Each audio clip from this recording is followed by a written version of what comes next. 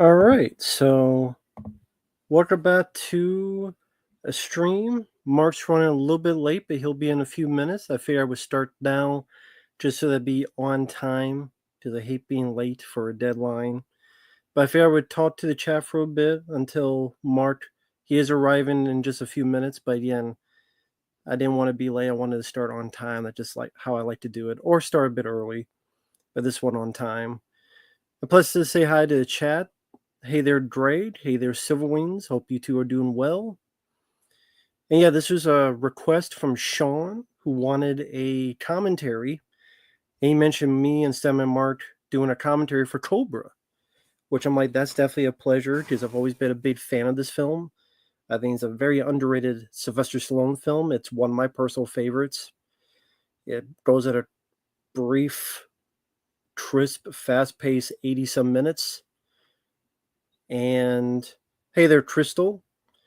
Yeah, I realized I could do that, so I just put that stuff on there just to goof around. Hey, Filminator and Crystal, Gary Blow. Hey there, Premiere.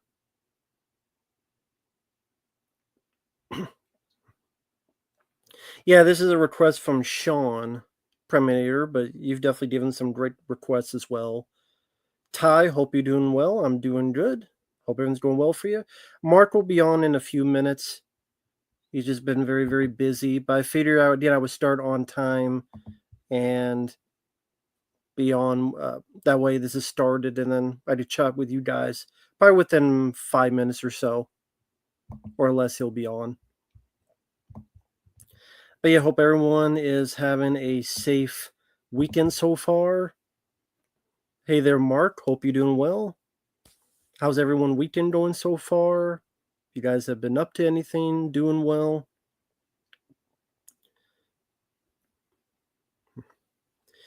Yeah, I just got the request after Christmas, so oh well. It's Cobra. I can watch it any time of the year. And great, I'm doing well. Valleywood too. Hello there. So while I'm speaking, again, waiting for Mark to come on. When was the first time anybody here had seen Cobra? People in the chat. When was the first time you guys had seen Cobra? If you can recall. Was it on VHS? Was it on cable? DVD, perhaps? That's cool, Mark. I have not seen the film. Sonic 3, haven't seen it. But yeah, to the people in the chat, how many, if you can remember, when was the first time any of you have seen Cobra?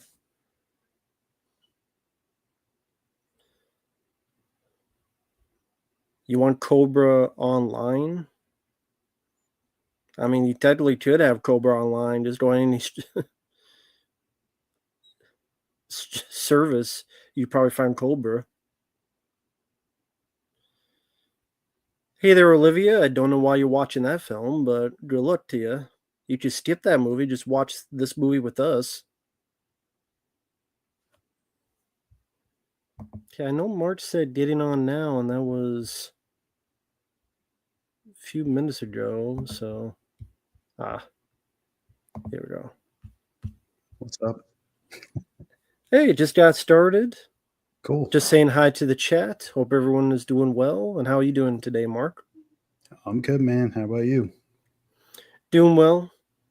I don't know if you noticed. I saw something, so I added some stuff at the bottom. What's that? At the bottom of the screen.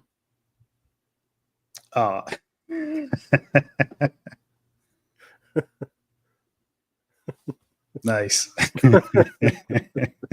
I didn't know you could do that, but I figured that way that's for some people out there. That is cool. Microman's not that bad. Lawn Lace does indeed suck. Virtuosity is awesome. And I just saw Nosferatu today, and that fucking sucked. I hated it. So. Oh man. So that's.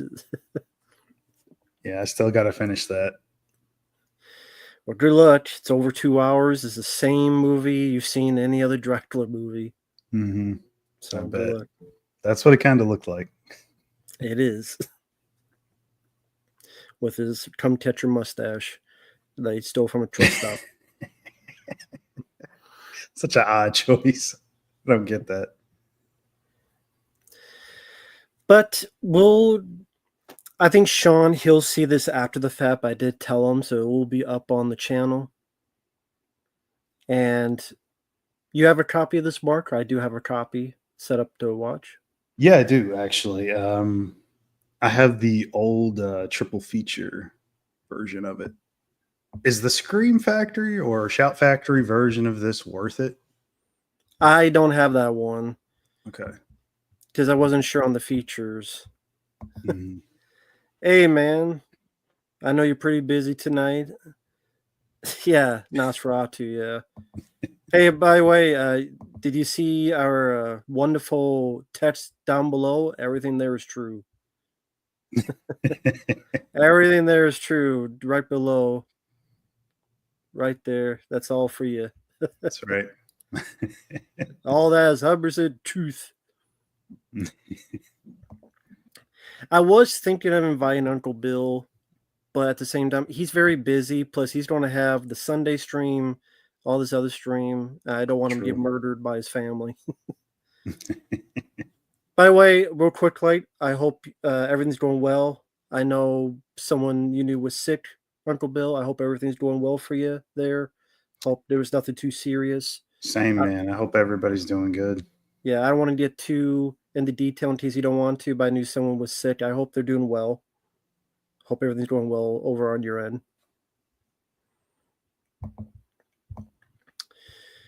But yeah, we will get started. We are paused at the beginning. It's a very short film, hour and 27 minutes. Mm-hmm. And yeah, to everyone out there, I mean, I'm surprised there probably will be a 4K of this one day. I don't know who will do it, but I would hope so. Um, I mean, the film was successful. kind of, yeah. Again, that's one of those things. It's like it's according to the studio, it wasn't successful. They wanted more money because they're all fucking greedy. But you know, still numbers wise, it was. I'm sorry to hear that, man. I'm glad it's nothing worse, but I'm glad she's doing fine. Yeah, that's really good. So, but sorry to hear that, but I'm glad things are doing better. But yeah, hey, Fat Pig the Conqueror, love that name. Hey there, Neopunk. But yeah, we will start, and yeah, I guess we'll go from there. Hope people enjoy. If you watch this after the fact, just have your copy in hand whenever you do want to watch along. We'll Mhm. pause the beginning. It'll be, I believe, it's the Warner Bros. Logo, and then we'll go into the rest of the film. So Before we start, do you have a work print version of this? I don't think it exists. I know people keep saying it exists, Mm-hmm. but no one has ever found it, seen it.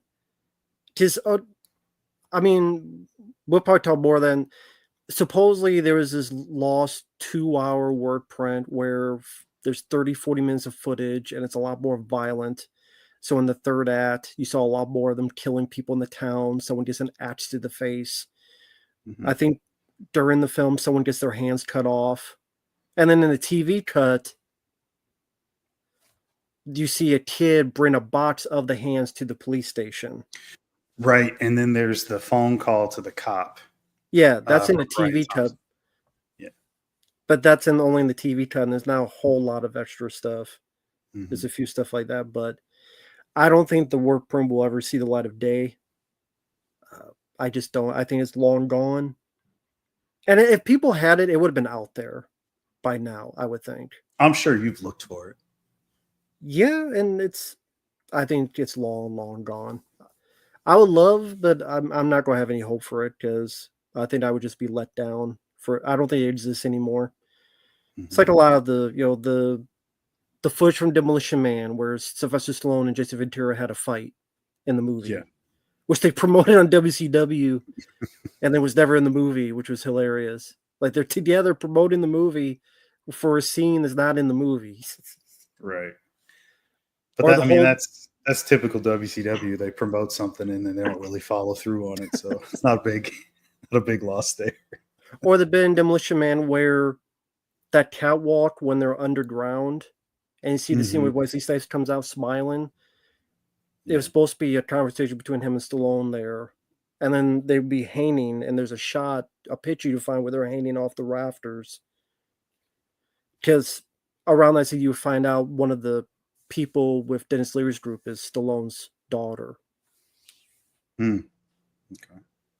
In fact, at the very end, when you see Stallone like hugging someone and she walks away and he's looking at her, that's supposed to be the character's daughter, but they cut all that out.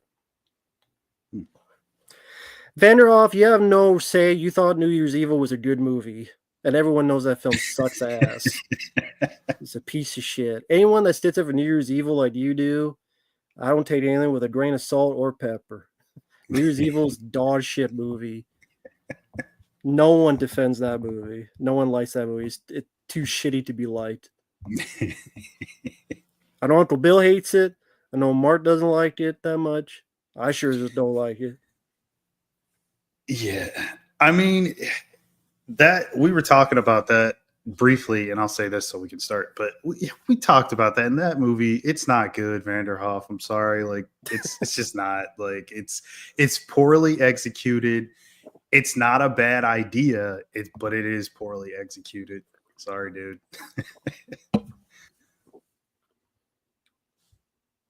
There you go, man. You tell exactly.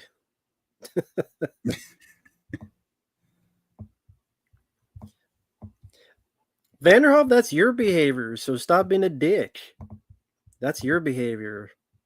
Fuck off. Suck a dick and smile. I don't give a fuck about you. Sorry that you didn't get your mom pregnant again so you can have your sister. Oh, God. Now we can start the commentary on that front. Oh, my God. So I'll pause at the beginning. Okay, hold on. Let me get queued up here. Oh, real quick, thank you, Darth Goldust.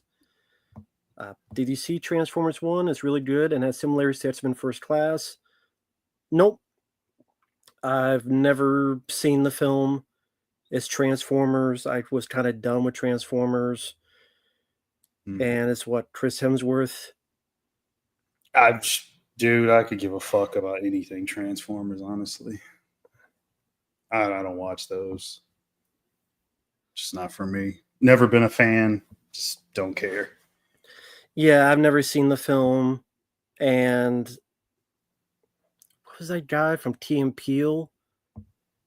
Key and Peele has a fucking Michael T's like bumblebees all being goofy and shit. From I saw the trailer in Transformers 1. Because that's what it'd be, Bumblebee. Oh, Uncle Bill, no, it was a Vanderhoff came in here wanted to say how I'm wrong for not liking New Year's Evil. And I told him I'm sorry that you need to get your mom pregnant because you wanted a sister. And thank you, Eerie Guts. I'll do one a nice one from Mark. I'll let Mark choose. Oh man, come on. Not this again. Wait, okay. How about this slip for Breakdown? Good movie, but is that a good slip cover? No, just because it's Breakdown, don't. Sonic the Hedgehog? Yeah, do Sonic. I like the movie, but yeah, it's got the same cover. Actually, no, I can't. It's got a book in it. It keeps the book in there. So okay. Bullet Train? Nah, Bullet Train. Jesus, Mark. That's the thing. It's going to be hard to like find something you don't like because I know you're only going to buy something that you like. So, well, you better pick something. I'm going to pick something you don't. You know what? If you don't pick, I'm going to pick Breakdown for you. No, not Kurt. Not Kurt Russell. Not Breakdown. You got to have another movie with a slip. This is not that good of a cover. Doesn't matter. It's Breakdown. Don't do it. Okay. we'll do it to the chat. Is this a good cover or not? Yeah, you can let the chats decide. Let's see what they say. Is this a good cover or not? If it's not, I'll rip it. Is this a good cover? Like, Breakdown's a good movie. Yeah, But is this a good cover? It's okay. it's It's decent. decent. Well, of course he's gonna say rip it. Uncle Bill says no. Well, Eerie Guts, he paid for it, so. Oh god.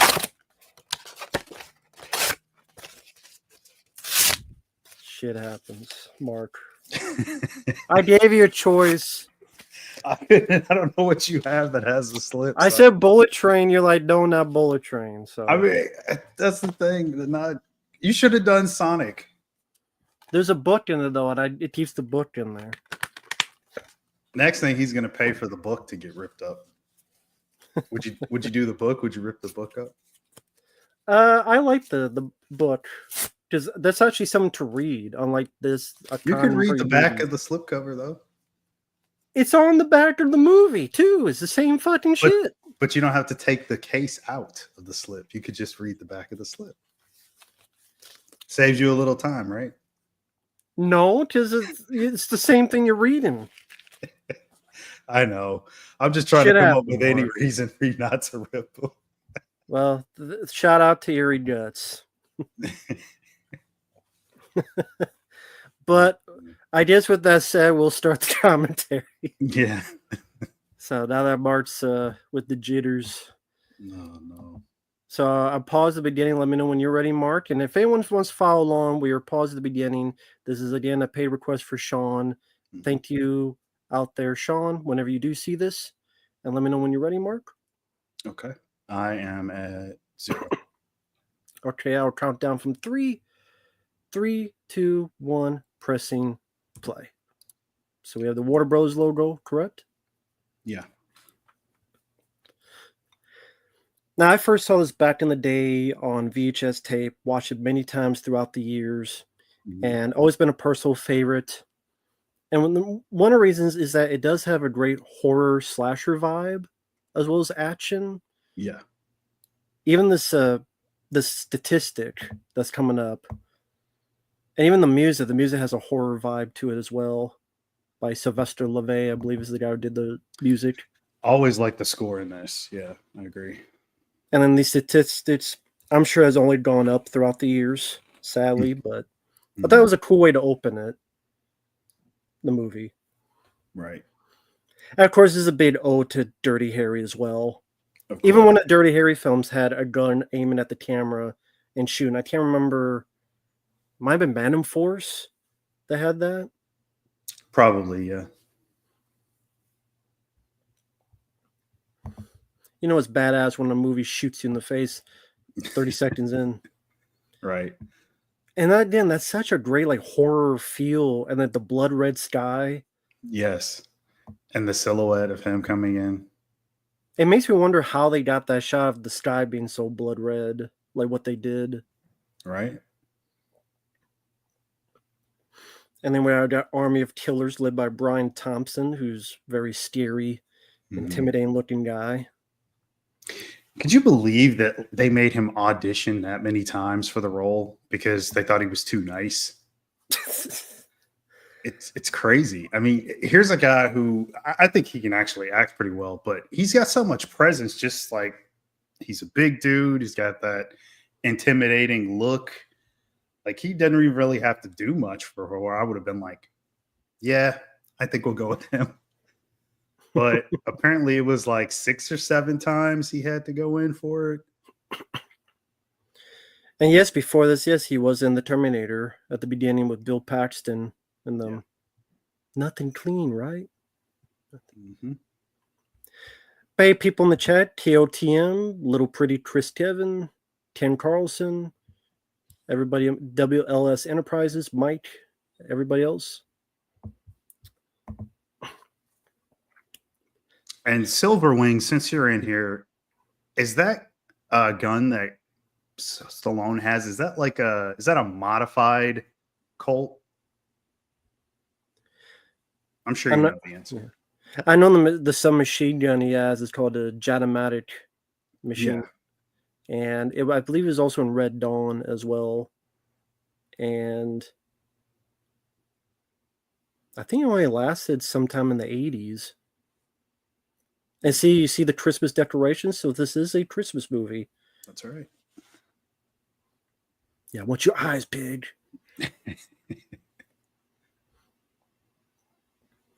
Now, Colt 1911. Right. You say Yeah. it looks like. Yeah. Definitely. Well, technically, Stallone did direct it. I mean, George P. Cosmatos is the name on it, but for all intents and purposes, a lot of people on the film said that really he was like more of a producer, and Stallone called all the shots. Same with That's what I Rambo heard. 2, Yep. and then apparently same with Tombstone. Yeah. You can totally tell. I mean, it feels more Stallone than anything. Obviously, heavy influence because of his script work, but I mean, just the look of it, everything about it. I mean, I know the heavy editing came a little later on, which may have trimmed off a lot of fat. I'm not sure if like we would have needed to see any more of what the killers or the cultists' day jobs were and stuff like that, because I have seen stuff like that online. I've seen a scene or two where Oh you yeah, see the Brian TV cut. Thompson, He's yeah, fish hooking. working exactly. And there's another guy as well where you see like I think he's like a mechanic or something, Mm-hmm. but I still would want to see all the extra violence and stuff that was shot. I'm sure by today's standards, that wouldn't be too crazy. Absolutely. I love this supermarket sequence, but I remember reading that the original script had it was a movie theater, right?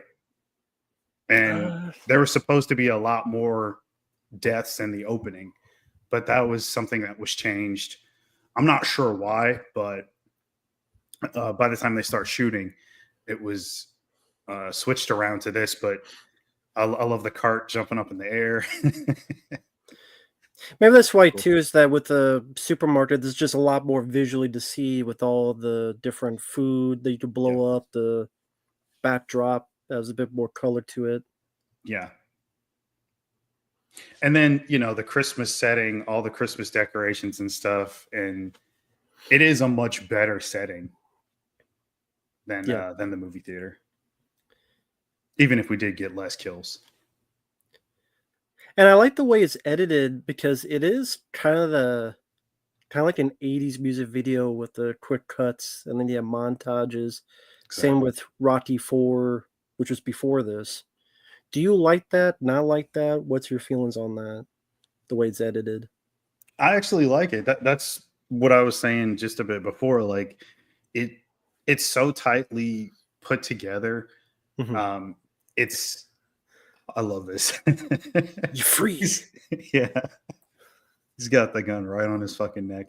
But yeah, it's so tightly put together and there's not a lot of fat on the movie. That's what I love about it. It's very straight to the point.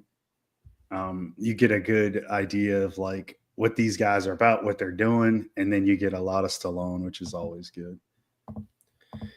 Yeah, I love this guy who plays the killer. His name is Marco Rodriguez. He would be in The Rookie with Clint Eastwood and various other films. He And then these two, we got Art LaFleur on the left. He was the dad in the Blob remake, 1988. He was in, Yeah. I think, some of the Transfers films, I believe. And then you have the other guy who was the bad guy in Dirty Harry. Right. Andrew Robinson. Yep. Of course, in Hellraiser as well. Yes. Merry Christmas. There you go. That's right. Even Frosty is frozen in terror. And there's the 1950 Mercury, beautiful car. Which Which I, Stallone owned. yeah, I was trying to think, wasn't like it was like stolen at one point and he had like get it back? I don't know. I didn't hear that. There was something like that where it was missing for a while, and like I'm trying to remember. That would have been like later after this came out, not like during the filming. Because I Right. know they had a bunch of different cars. They called them the Cobra cars, they had to have some modified for some of the stunts that they were doing, like when he jumps out of the Okay, parking here it lot. is. In 1994, someone stole the car, and he tried to get the owner, and the owner would not give it back. So Wow. yeah, get legal team or get the car back. That's crazy.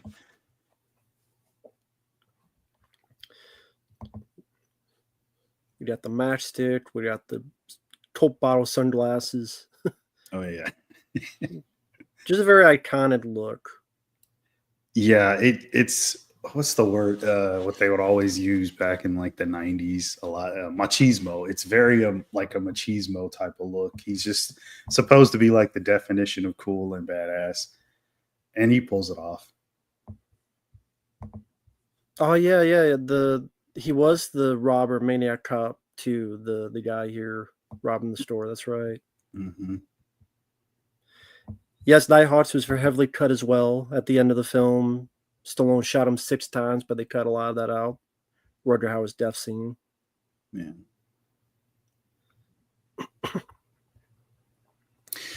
It's funny, that was the year before. You said it was stolen in '94. I think in '95, the Fair Game movie comes out with William Baldwin. I think it's Cindy Crawford. Yeah, Selma Hayek is in it as well, which is classic.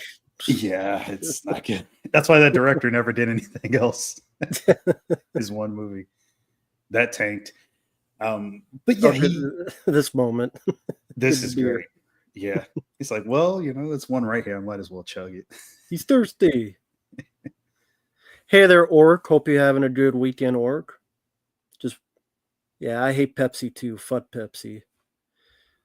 Civil Wings timestamp is 9 minutes and 48 seconds.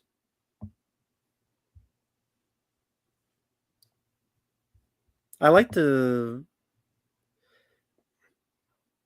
I didn't know. It was like, does that much fog come out of the freezer if you leave it open? No, I was gonna say like that's a lot of fucking fog coming out. Yeah, The dirtbag. he was very over the top with a lot of that, like lights and smoke and sparks and everything in any given scene, which is cool. And I know Stallone didn't mind it, but like you said, it is more of Stallone directing this. And George just kind of stayed out of his way. Anything Stallone wanted to do, he's like, "Yeah, cool, let's do it." Yeah, which was for the better. I mean, look how the movie turned out. yeah.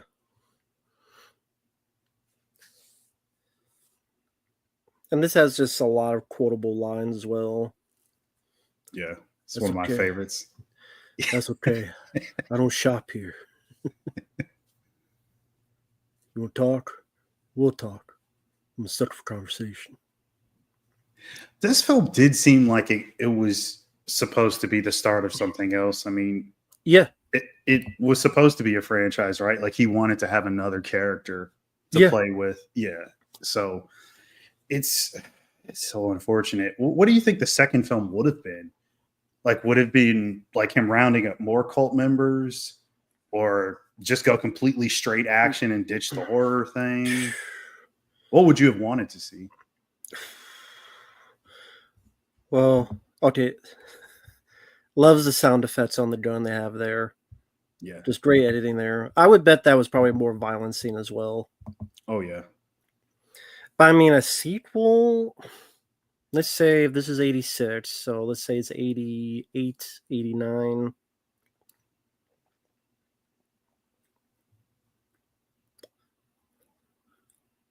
God, that's tough. Probably, I would even go more harsher. I would even go more violent this time. I would go more horror and be people like in Hostel and him go after those motherfuckers. Just kill them all. Like, I think even Uncle Bill could admit he don't like Hostel, but if it starts Stallone as Cobra going, just killing all the people in Hostel, that could be a better movie. Have Stallone direct it. Right.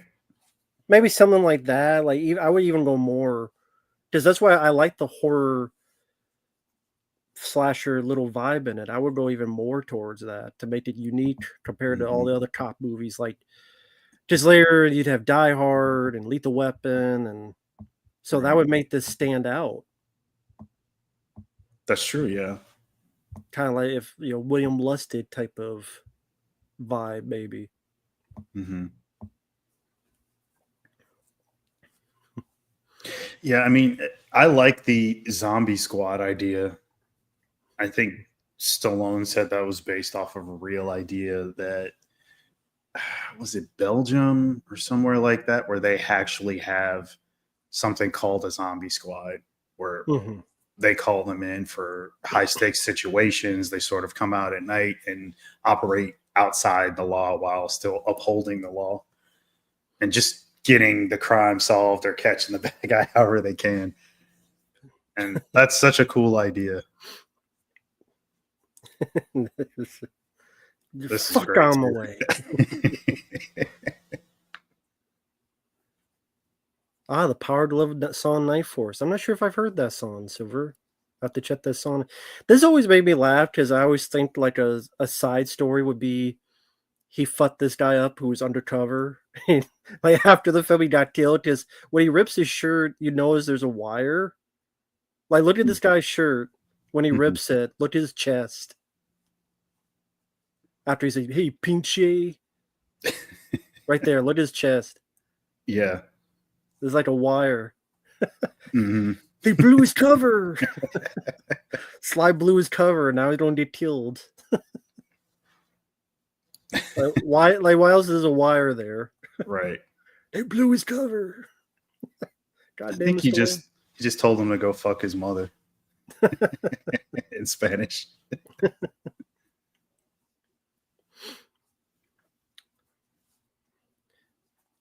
Well, at least he gave that guy, something to light through the newspaper writing.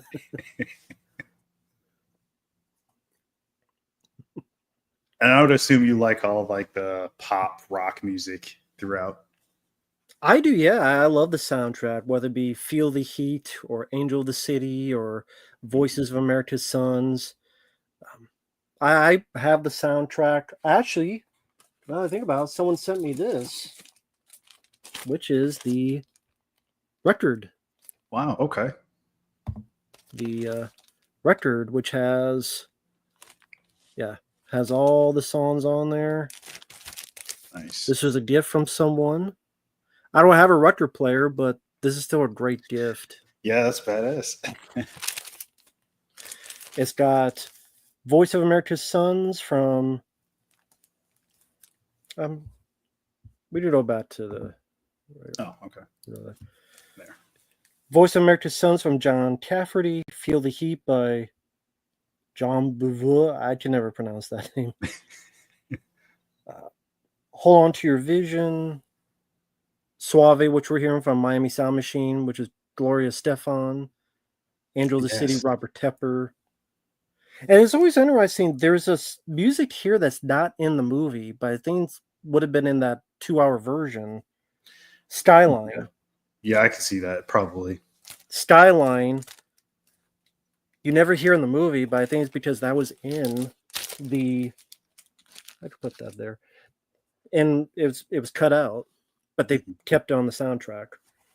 And yeah, a lot of stuff. You had the cutting pizza with scissors because why not? Because that makes you remember it more. Yeah. You cut it with scissors, and then yes, we had the Christmas Toys R Us. Another thing that reminds us it is Christmas time. Yeah. Well, Jazz and Jad, this was a gift, so I didn't. That's how it came, slipcover and all. It was a gift. Yeah, 80s. I love a lot of the soundtracks. Rocky 4 is my favorite. Mm-hmm. Over the Top, this one, and that's just Stallone films. I mean, a lot of great movies have the soundtracks. Great soundtracks. Yeah, I just watched Out for Justice recently. I love that. Richie killed Bobby Lupo. Don't be a bad guy. Be a good guy. You fuck nuts. I mean, Sally, the violence was cut out. But I do like that it has this kind of darker slasher feel than some other action films, cop films. Yeah. especially the way it's edited. For sure. And I do have that knife, which was a gift right here. That Someone is so sent this me as a badass. gift. So the knife he has. So again, they knew I was a big fan of this movie, so that's the kind of knife it is. Bit dusty, yes, but there you go. But it still gets the job done. Oh yeah.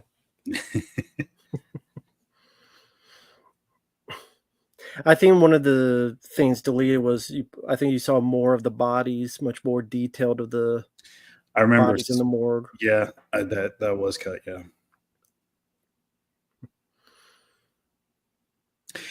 How do you feel about the idea that Andrew Robinson was going to be in on it? Would that have been a mistake to have him be like an insider informant for the cultists? Does that add or take anything away for you? I was fine with what was in the movie, where it was the lady. Mhm. I thought it fit. Plus, I'm fine with him just get punched the hell out at the end. Even though he's technically a good guy, he still got knocked the fuck out. Yeah. No hard feelings. I do like that scene. So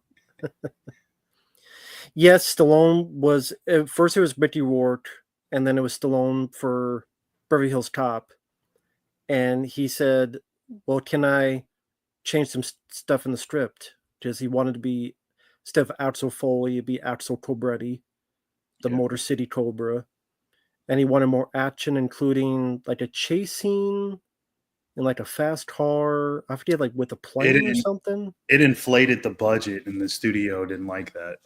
Hmm. So that was part of why they were like, "No, we'll go a different route." Yeah, it was much less of a comedy, so Hmm. but it worked out for the best. You got Beverly Hills Cop, and then you got this. Right. Exactly. I know for a second I always kept thinking this other girl was like Stockard Channing or someone, but it's not. She's probably one of those like butch lesbos. Hey, Mazza Media, yeah, that's a great line. Your disease, and I'm the cure. Which yeah, that was in the supermarket. One of my favorite lines. How do you feel about Bridget Nielsen in this? So I've heard several different things where people are like, "Oh, she was miscast. She's better in Rocky." Honestly, I had no issues with her in this. I think this is her best performance. I'm not going to say it's like an A+ performance, but I think like this is the best look with her hair. I actually like her hair this way. I think it makes her the prettier. I think because she was with Stallone and the relationship, they had decent chemistry with each other because they did care for each other. I think you could see a sense of that. Mhm. And her dialogue seemed to flow a bit better compared to Red Sonja. Yeah, So honestly, I think she was the best here. I don't really have a lot of issues with her in this movie. yeah, I kind of feel the same way. Like, she's, I mean, she didn't have a ton to do, but she is sort of playing the damsel in distress role. But it Yeah. works. I think she pulls it off. X-Ray Punch. I mean, did the studio destroy all the negatives? I don't think Warner Bros. Really kept that kind of stuff. Not a lot of studios did. I mean, it had to be either someone else kept it, maybe either someone copied it or someone borrowed it, or what happened with the Fantastic Four movie that someone saw, whoa, this is Fantastic Four, and then they just copied it and then put it out there, the 90s one. Mm-hmm. Studios didn't really keep that stuff because they didn't feel a need for it. Because this is not, oh, we don't, there was no DVD, or we don't put on special features. They weren't thinking of any of that. It's, That's true. well, Yeah. what else we don't do with this footage? So I think a lot of them got thrown away or whatever. It's always been so odd to me that studios they make their cut of it, and then they have Well, the especially for a film that if it disappointed them, like, oh, this film didn't do that better. it didn't do as good as it should, then they're all fuck that movie. You know, they don't have any personal attachments to it. It's, oh, that didn't do well. Well. That's a. But sorry, you go ahead. What you were saying. Well, it's crazy that, again, like it made it. Of course, it didn't do as good as the second flick, Rambo. It only made like 49 million, which was pretty disappointing. Yeah, that was U.S., but I think worldwide wasn't it over 100? It was over 100. So it's like it didn't make as much as Rambo, the second one, which was I think like 300 million for box office. Of course, so it's a big step down for them. Exactly. So they considered it a failure. I love this song, but Angel of the City. It's like you didn't lose money though. It just didn't hit your expectations. So why even fuck with any of it? I mean, I know that was a time where I guess sequels weren't always expected to do better.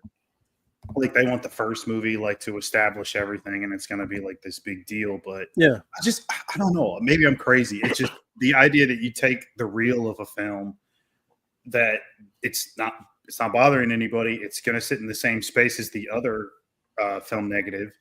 Why throw that out or why destroy it? Why not just preserve it? For them to save space. I mean, is it? I'm not saying it makes sense. I'm saying that's their mindset back in the day. That's crazy. Well, studios, they don't care about that. Yeah, I know. But hey there, Bobby. Hope you're doing well, Bobby. And Silver Wings, I like the punch out in this, but I died to Leviathan. Does he feel better? A lot better. Yeah, X-Ray Punch. Whenever someone asks me what's a film that I wish got a sequel, this is always ones that come up for me. But it is what it is, sadly. We got fucking 18 Fast and Furious movies, but we got one Cobra. Just how the cookie crumbles. Right, yeah. And yeah, I love the montage here. I love the way it's edited. Nowadays, they don't do this because it would be viewed too cheesy or too corny. Right. That music, though, it's just the right amount of her and him back and forth. Show a bit of sex appeal, a bit of his badassness. He's out pounding the pavement. He's going to figure this out. We're just waiting for him to come face to face with Brian Thompson. And yeah, great fight at the end. I wish it was a little longer, but it's still fun. And yeah, great. It's Ali, the Robert Tepper who Angel in the City did No Easy Way Out. Yep. It's always weird, like all the robots, like for the, I guess that's the 80s for you, like all the robots for the photo shoot. Yeah. All these robots from like 1950s movies. Right. Forbidden Planet or whatever. I did not see that comic book, X-Ray.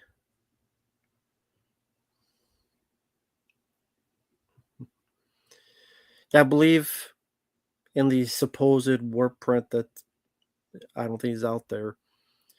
This guy's death was more violent as well. They saw a lot more. Yeah, I think like you saw a lot more and impact. It's still pretty effective though in the scene coming up.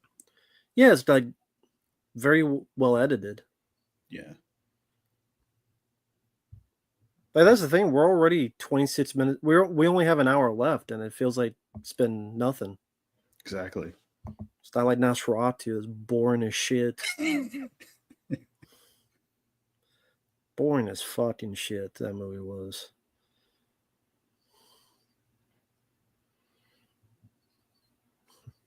Okay, so I got some of the stuff pulled up right here on the side. Okay, so the first murder victim having the hands severed, which we mentioned. That's amazing. Extended autopsy sequence. Her photographer's death scene was longer. There So were yeah, that's, shots of him slipping in his own blood while trying to escape. More homicides of the townspeople during the climax. Somebody got stabbed in the face with an axe. mhm. Blood spraying around, and yeah, so it's quite a bit of stuff. I always thought that was a really cool shot too. Yeah, I was just going to mention that. That's pretty fucking gruesome too. Yeah. And again, to be fair, you don't see anything, but it's definitely got the. What is it? Is the editing? Is it the sound effects? Like, is the what makes it impactful, even though there's no gore? I think it's one of those things where your mind can sort of make up how he probably looks in the front Yeah, of that vehicle. Like, he's just all mangled from the grill.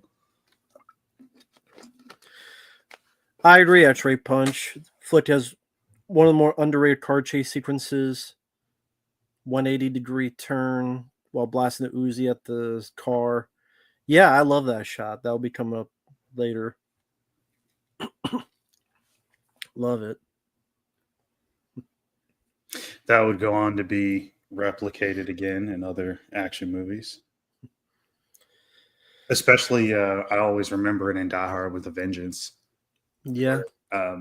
Bruce Willis is driving, spins the car. Nah, no sex scene in this. Didn't really need one. Not all films need that type of stuff, Jackson. Jackson Jax likes his nudity.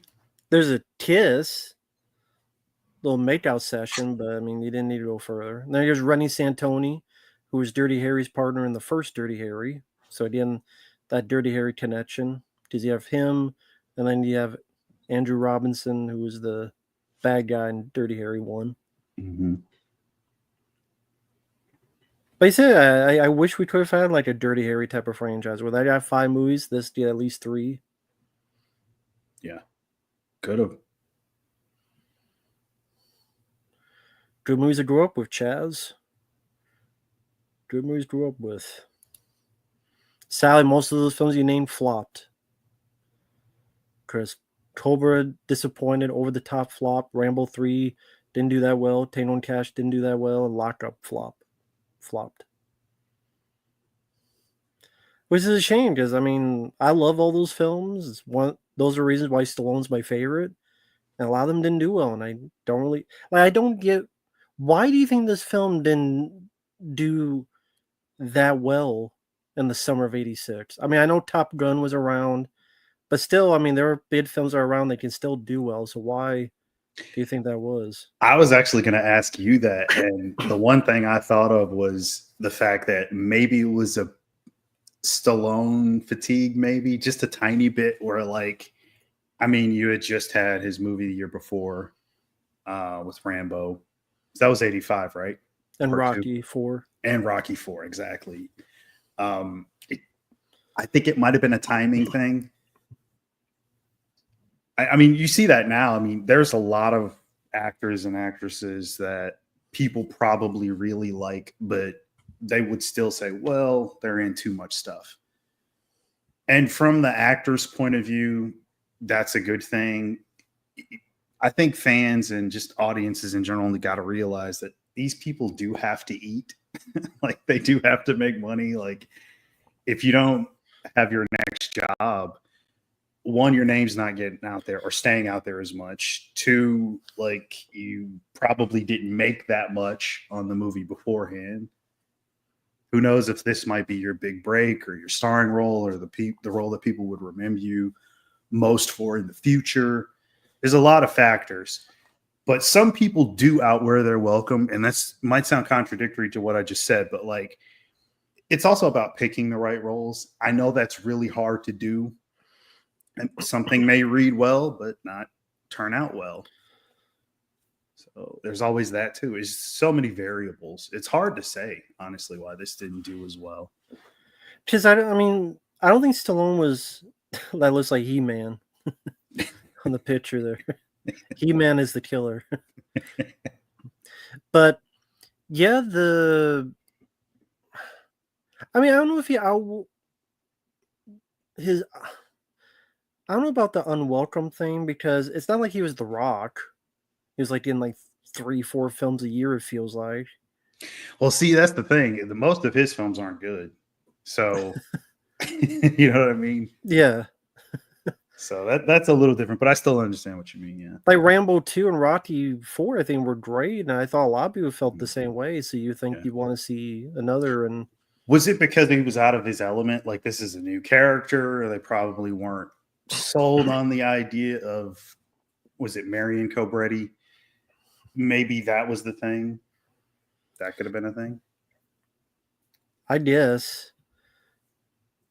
I mean, the thing is, like Stallone, that's First Blood is one of the surprises because other than Rocky, his early career, there were really not much of any hits. Hmm. And because he did Fist, that didn't do well. He did Paradise Alley, that didn't do well. Right. Okay. Rhinestone was well before this. That was even before Rambo 2 and Rocky 4. So that was 84, 80. That was, I forget what time. But I didn't Rambo 2, Rocky 4 were monumental hits. You would think at least some of that they would follow through. I don't know the reason why. Sometimes you just don't know. Like Dread. I think Dread was a great movie, and that film just bombed badly. Right. Yeah. Dread. Yeah. And I thought that was a great movie. I'm like, I don't get why that bombed. Sometimes you just don't know. Yeah. Did The Rock ever have a good movie? I like a couple of his older films. I liked Race to Witch Mountain. I like The Rundown. I like Walking Tall is okay. Yeah. Now they see him. Like, come on, stop.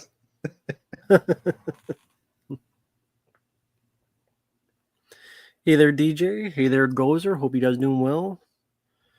Connected, I saw it with Jack Sparrow, Nosferatu, on the open seas. Doing good, DJ. Thanks for asking. This is how computers were back in the day. Yeah. Old as fuck. It's a cool scene right here too. Yep, he's getting ready to stalk this lady in the hospital and say, fuck you, bitch. Connected, I don't want to deviate. Just feel free to wait for the review. Long story short, is boring as shit. Nosferatu. Boring as shit. This guy should have minded his own business. Yeah, he might have made it through. There you go.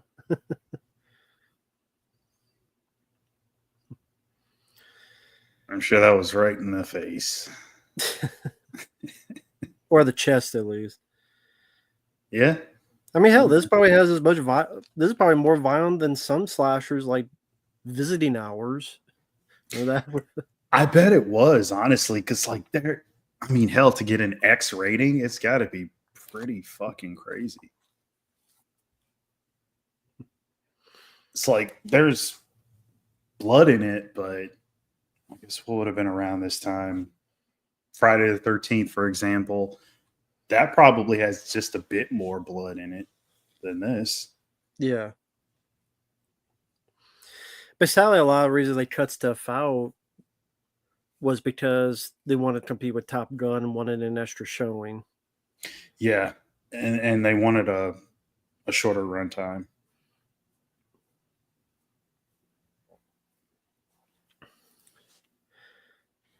Yeah, I don't think he cares about the prescription as long as he needs to get around.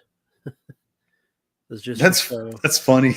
Like, I mean, does that complete the disguise? Like, I'll put some glasses on. I would think the jumpsuit would suffice. That's just me. I just to have like something on your face, just have something that's I don't know. And another thing too with the script is that Stallone said less talking, more action, more Yeah. action, more action. And he said that like the audience isn't like they'll be invested in what's going on even more so if there's a lot of action. I mean, you're giving them an experience of stuff that they're not going to see regularly. This Yeah. is all supposed to be wild, out of control, but taking them on a crazy journey. And the more action, the better. Less talking, less dialogue. And it works. There you go. Nice little blood there. Yeah. Love the lighting.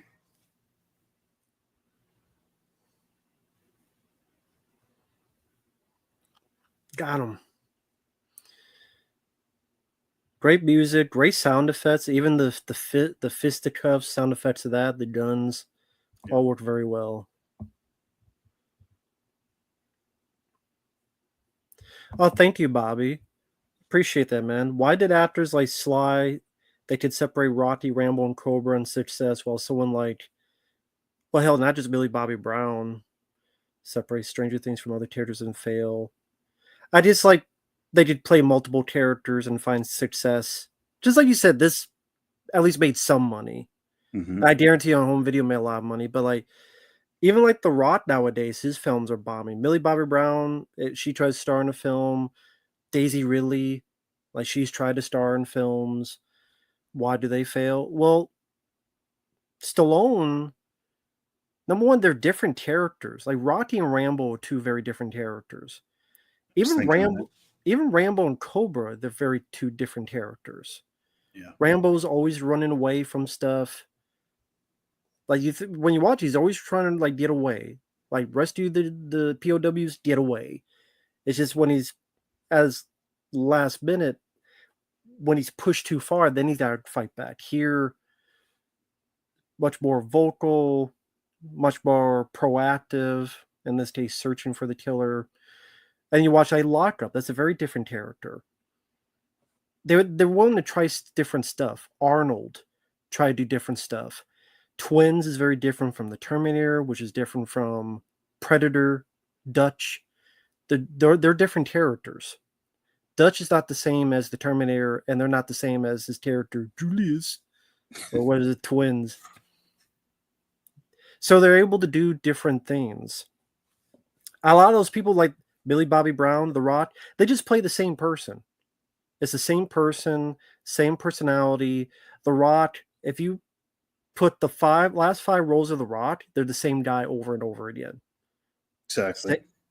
Millie Bobby Brown, like she was in that Godzilla movie, she might as well be the same fucking person. A stuck up bitch, she seems like, with that face. Like, yeah. where's my chocolate milk? God damn it. Don't steal my chocolate milk. Hi there, Steve. Happy New Year to you too. But yeah, that's wise. At least they try to be different people, different characters, so it didn't feel like the same thing over and over and over again. So they're able to find more success. Like Gabe Walker, I would say, in Cliffhanger is different from his character in this, for example. Right. And also the movies seem more unique and different compared to each other. This is classic right here. The knife coming through the door, the girl's face in the same shot. Yeah, that's totally like a slasher movie moment. Yeah. And then you just can't wait for him to get there. I could only imagine the audiences in 1986 watching this. What's up, Steve? Sorry, I didn't say what's up earlier. Yeah, it's like, so for somebody like The Rock, for example, how much range does he really have is my thing. I don't see him going for other stuff like you mentioned. Like, he's the same guy. It's just, what's the fucking difference? It's the same pisser. It just doesn't make any sense to me. Maybe that could be done by design. Maybe he knows where his weaknesses are and he's only willing to do certain roles where Mark, he thinks he can pull it off. He don't remember going to the same fucking fast food place. He kept saying, "Oh, this is the first time I've been here." He put up like a picture. "Oh, I've never been to this fast food place before." Then like 3 years later, "Oh, I've never been to this fast food place before." People go, "Yes, you did. You posted like a few months or years ago that you went to the same fucking place, and you said it was this your first time." Like, why even lie about that? Maybe he You, really didn't remember. how do you like? I remember if I've been to a fucking McDonald's or something before, like He's a busy guy. I guess. And like he puts his food along with his fucking vodka, whatever his alcohol. It's like, look at this. It's like, fuck off, dude. You're not a normal guy. You- It was his cheat day. He doesn't remember. And that was always one of my favorite lines. You know, you have an attitude problem. Yeah, but it's just a little one. Which I've stolen that. I have stolen that when people say stuff. It's just a little one. I do love his tone of voice in this because I think it works well. I like when he does this. I think, for example, in Judge Dredd, he should have stuck with this voice alone the entire movie. I think it would have worked better. But then when he gets like theatrical, I am the law. Yeah, I'm the law. Yeah, it was a bit much. And like I didn't like here with the sunglasses. It's like this type of vibe. If that was in Judge Dredd, I think it would have been a better movie for me. Like the tone this has was like much more violent, dangerous tone. Judge Dredd should have been, and I have fucking Rob Schneider in it. Yeah, fucking Rob Schneider. I mean, what's your thoughts on Judge Dredd? To go off a tangent. I genuinely like the movie, but it is bad. I mean, there's so much bad stuff in it, but I grew up with it, Okay. so like I still have that nostalgic feeling for it. I think the other Dread is probably what it should have been, like you were just saying. You up the violence, scale it Yeah. back a bit, which is what Carl Urban did. It would have been a hit, I think. Instead, it tanked.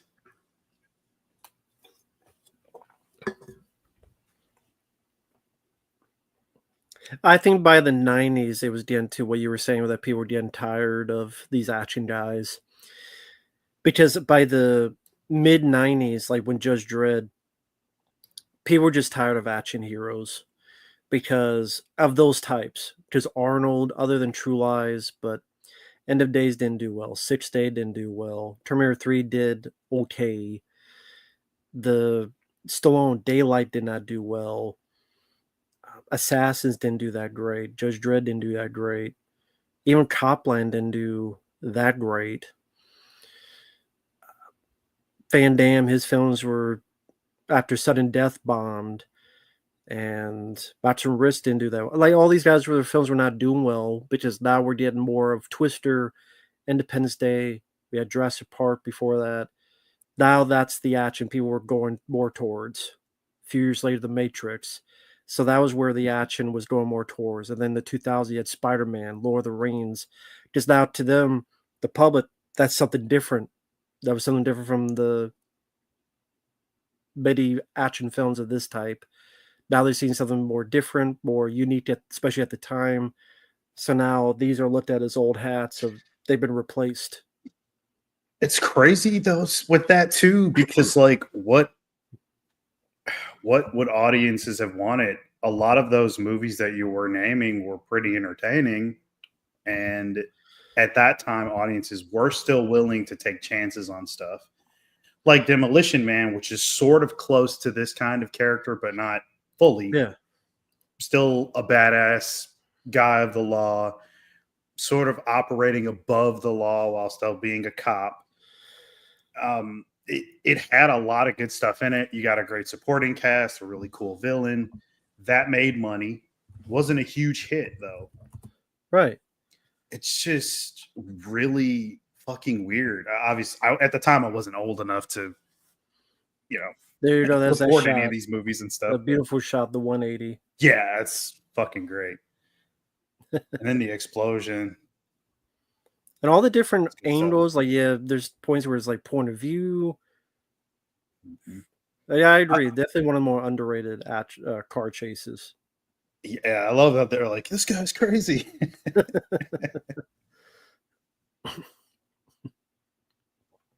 All done for real in camera.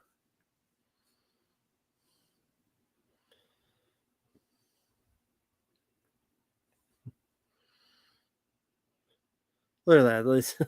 The way it just bounced off and collided with the other car on top of it. Yep, several wings. I mentioned that before. Yeah, the Jadamata machine gun. Yep, in Red Dawn. Submachine gun. Yeah, Gozer.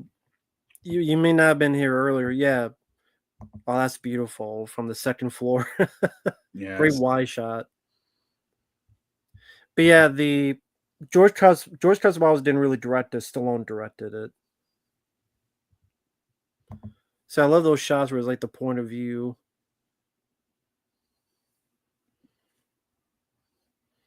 Must be a hell of a shot to blow him up in one shot. Exactly.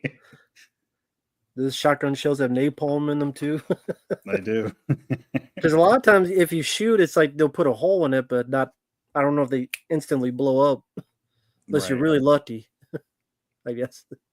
Yeah, it's one of those things you got to overlook. Yeah. Still makes for a cool sequence. Yeah, so apparently the story was Kurt Russell called Sylvester Stallone and asked, "Is there anybody I could get because the original director of Tombstone is gone? So, yeah, just get this guy. His name will be on it, and then he'll just do what you say." So then Kurt Russell pretty much directed Tombstone. That's pretty damn high. You get up there, hit the damn lights.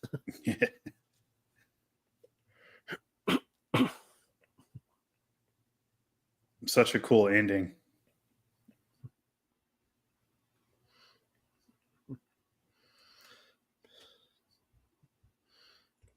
Yeah, great crash. Pulled off very, very well.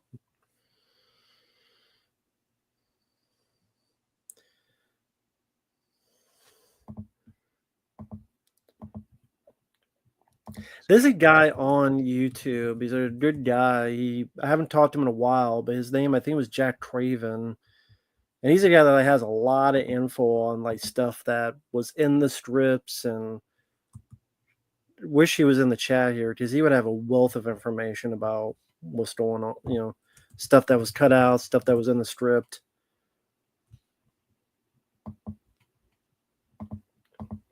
Because he's the one that told me about, oh, apparently there was this warp print and stuff. Yeah, I've heard it's out there somewhere, but it's really hard to find. I'm sure there's a site somewhere that. Okay, but is it out there, or did people just make it up and they just kind of regurgitated the legend of it? I think it's possible that it's out there. And it's just not easy to find. For a while there were a couple of prints or work prints that were out there, but they weren't easy to find. Like the I think it's Intruder. For a while I had always heard about that, but I would look around and I wouldn't see it. It wasn't until Synapse put it out that I got my hands on well, it's not I wouldn't call it a legit copy, but it was at least on a disc and I could just pop that in and watch it without trying to spend my entire life looking online for it. I don't think, like you said earlier, Warner Brothers doesn't give a shit. So there probably is a work print that they could have put out, but they don't give a fuck about Cobra.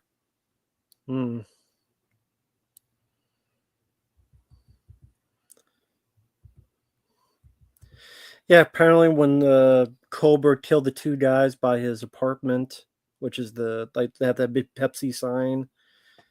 Apparently there was a third guy he killed, he beat to death. So I guess that was cut out. Like, probably was the third guy, and he just beat him to death during the whole scene. That would have been cool to see.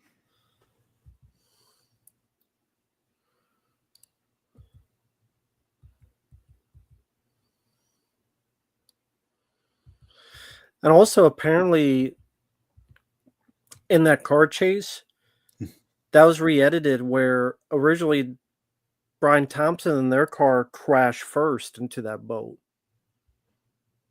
And Oh, then just if you slow it down, you see their car they have some front end under the damage. boat.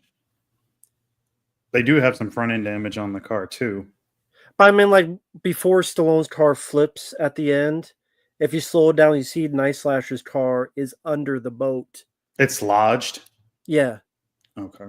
It's like it lodged in there. I guess they escaped, and then Stallone can't stop, and then he flips his car. So, because I guess that point of view we saw of it going towards the boat, that was actually from Brian Thompson's point of view. They just replaced it and put it to Stallone's point of view. Hey, Rat Hammer, hope you're doing well.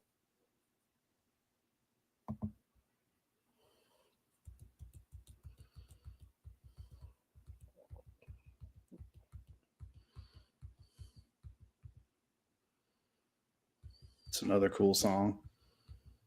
Yeah, Feel the Heat, which was used in some of the marketing of this film.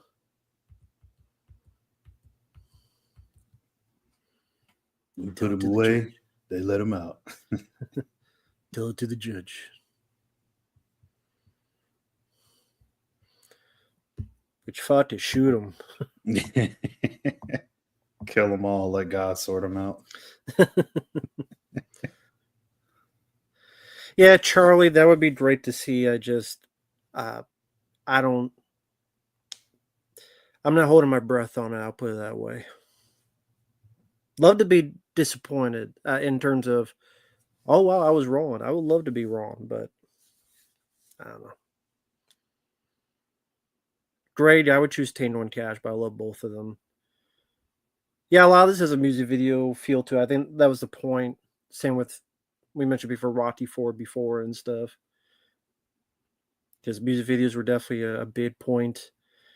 Back when they had music videos, nowadays, some people are like, what the fuck's a music video? Because they still do it for streaming on YouTube, to be fair, but so used to like MTV when I think of music videos. Now they ain't really a thing. No, it's not.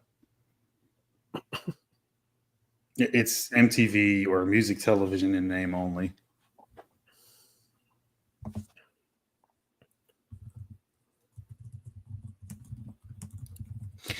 You mentioned the editing. It's funny how there are little mistakes like the ones you just mentioned in, but I still like how these scenes, like I guess 2 to 3, and then you'll get your next action set pieces. Like it's so perfectly put together that way.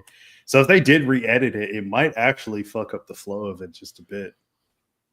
But it'd be nice to have the opportunity to see it. Yeah, I mean, and this version would still exist. You know, you could have your pick, whichever one you'd want to watch at any given time. You know, and just to see like the violence. I mean, it's like hard target. That's why like hard target. I always liked, and then when I saw, and I have the war print, and I edited my own fan version. That became one of my favorite films ever. Hard Target, because I have my cut of the film, so I love to have that with this, but we'll see. We'll see. We won't see it.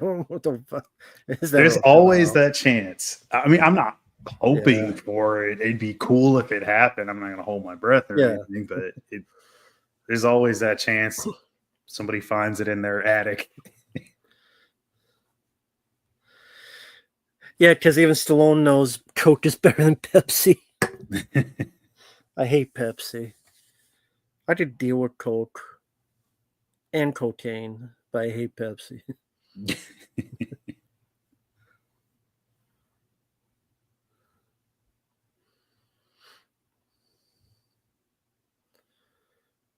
And then we have Gladys Knight, Loving on Borrowed Time, which will be playing here on the jukebox. Do they still have jukeboxes nowadays? Not that I can think of. No, not in modern restaurants anyway. I mean, it would probably be in something like an old school style place that Yeah. has them. Get more Christmas lights, more of that Christmas feel. Yeah. The life preserver. Yeah. Your fries are drowning. See, like this scene here, like I see the way they're interacting. Like you tell, Brigitte just seems more natural here compared to what I've seen her in other stuff. Like the way she's reacting, smiling, all this stuff. So that's why I think she does fine here. I think she looks better with her hair this way. Agreed. Just the other, she has got like the dyke haircut thing, and like Rocky Four, and Yeah, Beverly Hills Cop too. yeah, like the old dyke vibe. But it does. I mean, am I wrong? I'm gonna say you're wrong. No.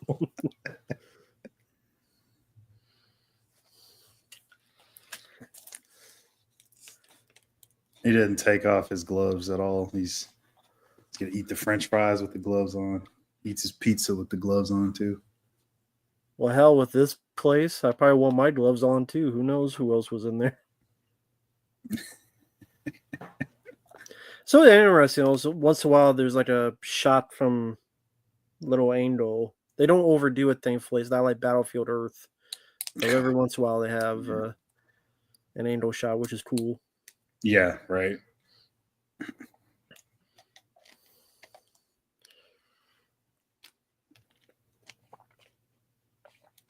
Touch tunes. I don't know what touch. Okay. Closest thing is touch tunes.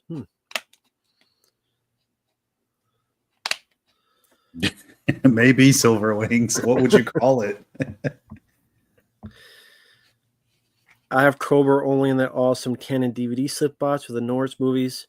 I don't have the Stream Factory Blu-ray, so I don't know if it's an upgrade. I didn't get it because I have the old Blu-ray. The features didn't seem like much to me. You have like the old standalone? Yeah. Okay. User.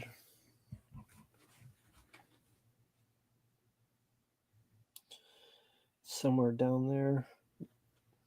Yeah, mine's over here. Actually, let me grab that. It's got a couple. I can still hear you, but give me one second. That's fine. Yeah, it's down there somewhere.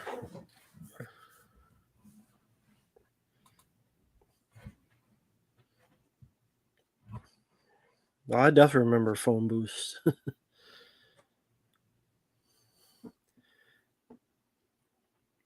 And here we got his preparation for war. Got grenades.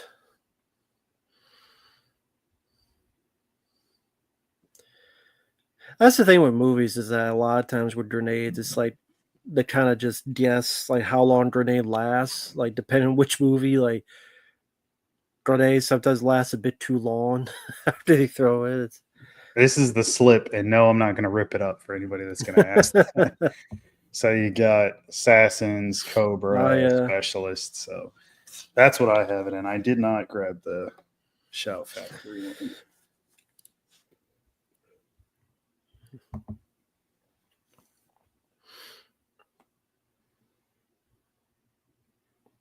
Yeah, I was just going to say Die Hard 2, yeah. And the ejector scene.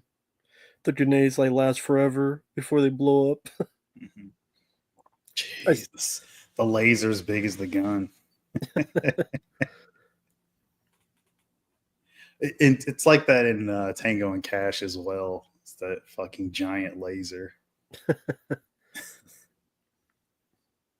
But I love that laser. I love the aesthetic of it. Yeah, it looks cool. Well, Terminator as well. Looks cool. Yeah.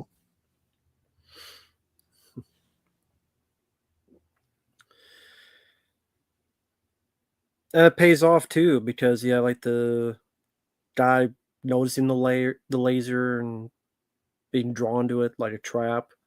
Same with the matchstick. That's use later on. Gets the guy on fire. Exactly.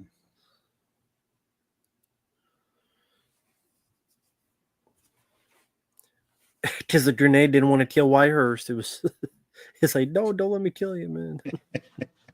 Get away, dude. Okay, well, I got her blow.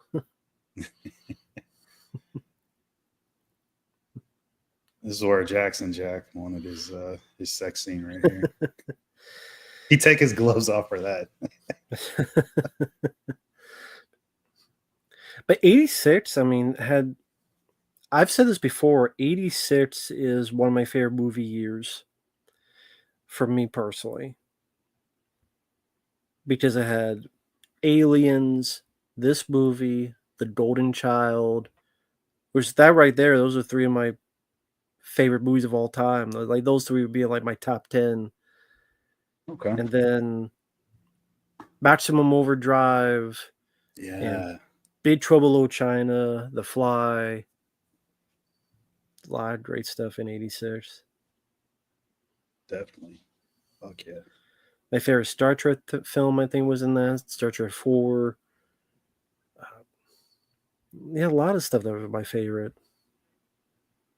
The Hitcher, which is a favorite of mine. Great year, 86. I mean, we did, well, on Friday Night Lives, a whole thing of our tops of 86 favorites, going through each of the 80s. We still need to do the 2000s someday. That'd be just interesting to figure. It would be. It would be a lot less hard. It's like the 80s was tough, man. There's the obvious ones for, I mean, everybody in the chat, they've been watching us long enough to know, and even me for the most part, to know like what we both like. Yeah. But the 2000s, even for Uncle Bill or the Dead Pit audience, I mean, they probably wouldn't have a clue as to what any of us would put for the 2000s. So by this point, we probably would have seen a lot of the army killing a lot of the townsfolk, taking over Right. before this bit. Because we already have only 20 minutes left. That's how fast it went. That's crazy, man. Shit. Yeah, we're already only 20 minutes left, and it's pretty much all out action from here on out. I like to have this idea there's this siren in the soundtrack. I never liked that bitch. Me neither. You couldn't do that today. That'd be too. Even though she deserves it, but it's like, no, you can't call her a bitch. But she's like an evil. We don't care. It's like, no, she's an evil bitch. Exactly.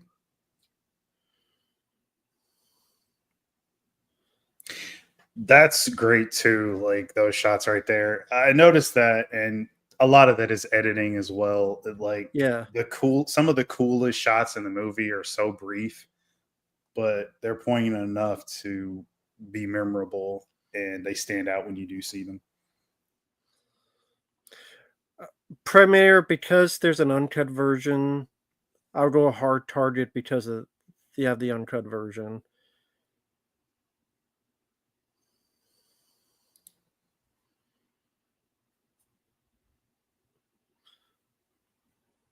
Yeah, very fast editing, which goes at a good pace.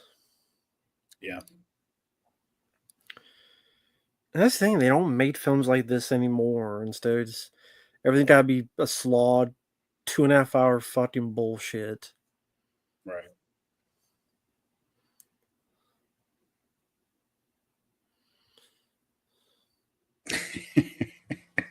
Love how he holds it too.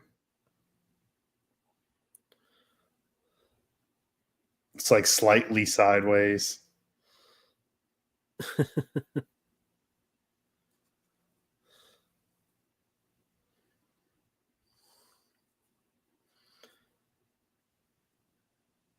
That's a cool stunt.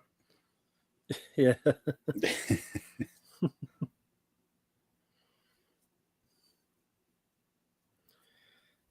Sorry, now I'm just getting lost watching it. I know, me too. I'm There's so much going on.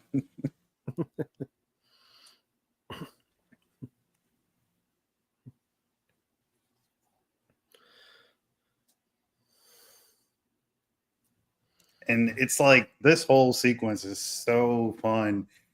And well, fuck the critics, first of all. Fuck the critics. But they said they love the opening scene, but the rest of the film failed to capture that same momentum and suspense. And I had to think to myself, they're fucking insane.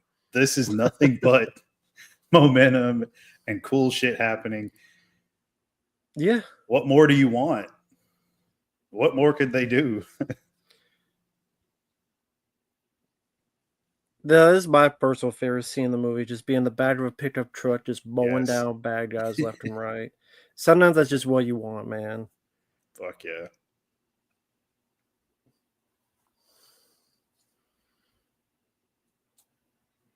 I mean, the only thing I would say I wish is that we could have seen more like blood squibs. Yeah, more Actual blood impact squibs. shots. Yeah. Yeah. And who knows? Maybe that's not it. Maybe they were never done and that wouldn't be in the uncut version. So who knows? Maybe that Possibly. was never implemented to begin with. Because that wasn't always the case with films back then. Right. Music fits well too with the scene. Oh yeah.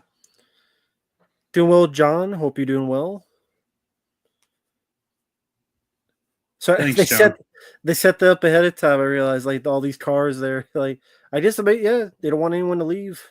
Yeah. You gotta leave. You gotta crash through this fucking thing.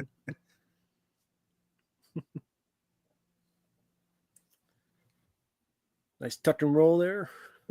Yeah. Try to remember, has he reloaded yet? Once, yeah, he did. Okay.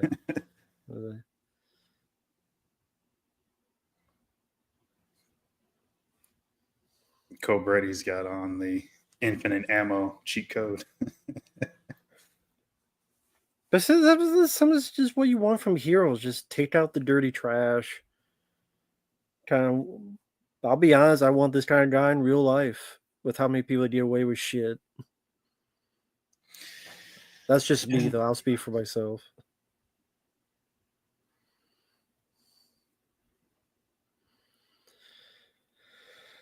Especially after shit going on with fucking New Orleans and all this other stupid shit. Yeah, all that shit is really crazy. Scratch, maybe Total Recall. Total Recall or Die Hard. Or RoboCop. That's really hard. One of those three for sure. For me. For me, the uncut Hard Target. The warp print of Hard Target. Mm. You see a lot more squibs in the uncut version. Especially Sven Thorson, where Van Damme's have the gun, and then he does the 360 tip, take him to the ground. Sorry about the shirt.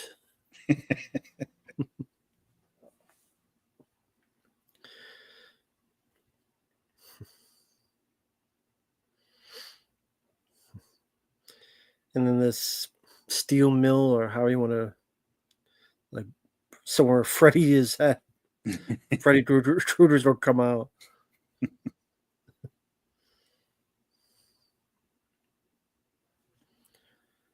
But yeah, there's Cosmatos' thing. He loves the sparks and the smoke and the lights and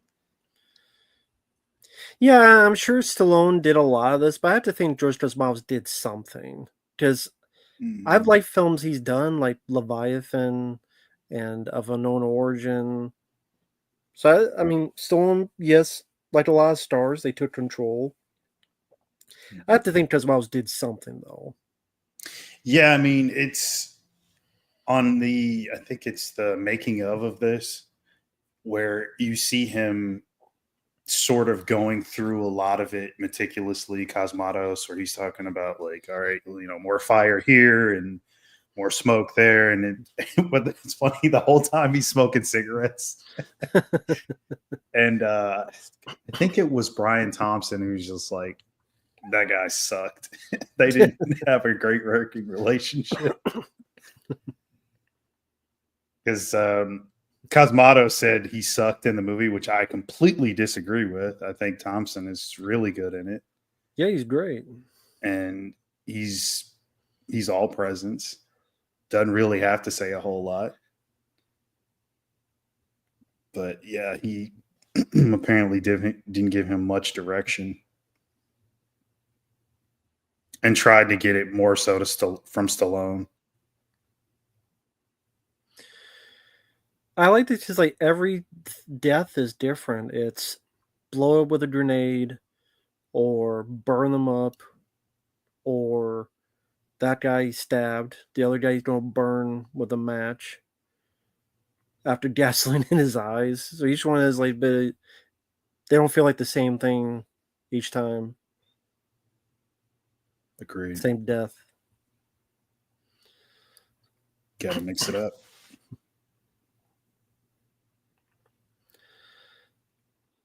Preminator.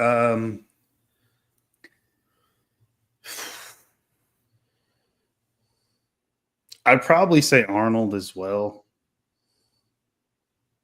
But those guys are like in my top 3, hands down. Van Damme, Stallone, Arnold. Love them.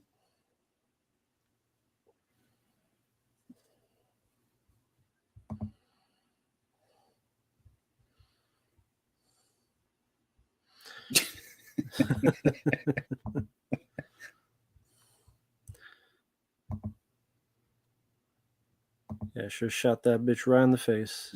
Yeah.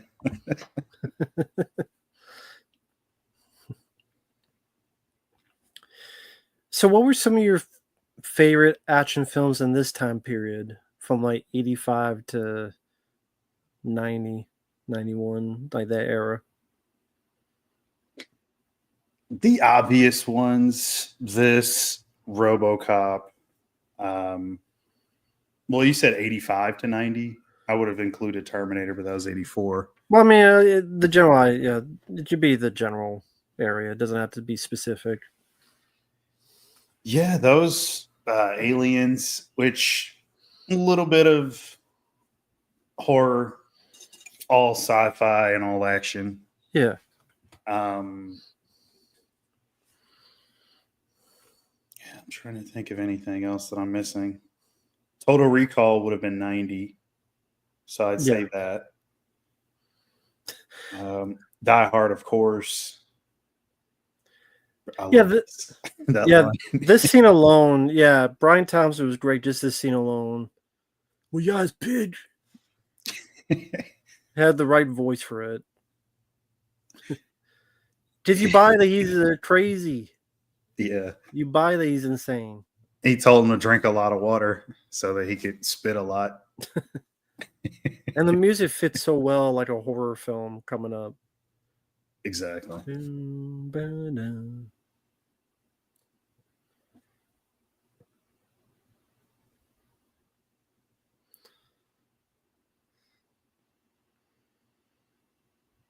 No. Your history.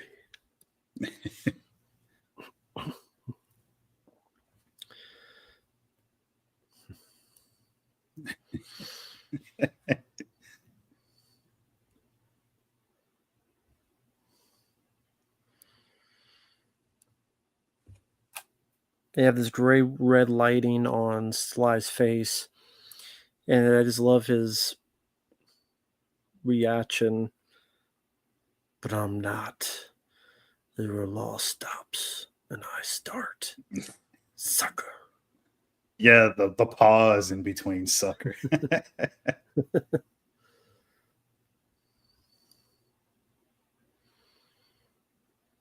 You won't do it, pig.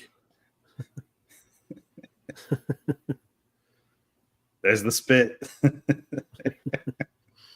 That was Stallone's idea. He told him drink a ton of water. So like when we shoot it, you can spit. We say pig. Yes, it'd be. I like Lethal Weapon. Lethal Weapon's a great one. Oh yeah, fuck yeah. I just watched that on Christmas. Yeah, and then fuck Arnold. I like his movies, but fuck him. He's an asshole. Screw your freedom. Fucking asshole. We're not fucking nannies in the ass and getting them pregnant. Fucking cheating on our wives, you dickhead. But then wants to say screw your freedom. Well, it wasn't only the ass if she got pregnant. That's what I mean. He probably did it both. I'm sure he did it was more than once. I'm sure it was more than one sex time. Arnold likes variety. Yeah. Apparently, because it's more than one woman. Yeah. His wife and the girl. Like, don't get on your high horse, people screw your freedom when you're doing stupid shit like that. And then you're a shitty governor, too. I love his movies. But come on, dude.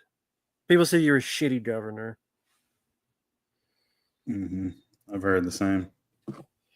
Yeah, I like that. This stuff is not no joke. This stuff is sharp as hell. So I could see him being freaked out when this gets close to him. I would be as well. That was another thing I believe Stallone wanted was a unique looking knife. Yeah. Went to the knife maker, said, make something the audiences will remember. That's what I Nice miss. slasher. That's what I miss is when they were unique, like the Jadaman machine gun, the laser sight was unique. That knife was unique. And Rambo 2, the C4 tipped explosive arrow, like that's unique. I miss when they did that in movies. They don't do that in movies. The pulse rifle and Aliens. Like, what was the last movie that had like such a unique weapon like that? Romulus. I had to. You asked, I had to. And we can't skip over how awesome this is. Yeah, of course. What a way to go. I guarantee this was longer. Yeah. Did you see a bit of like editing? You tell. I'm sure they lingered on the shot. It was probably like a wider shot, and you Had to saw be. more. Had to be.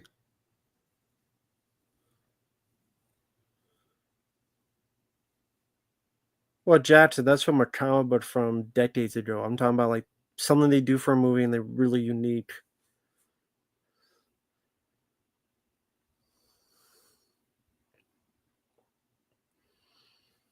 I mean, I like both fights, Crystal. I like both Commando and Cobra fight. It's hard for me to pick.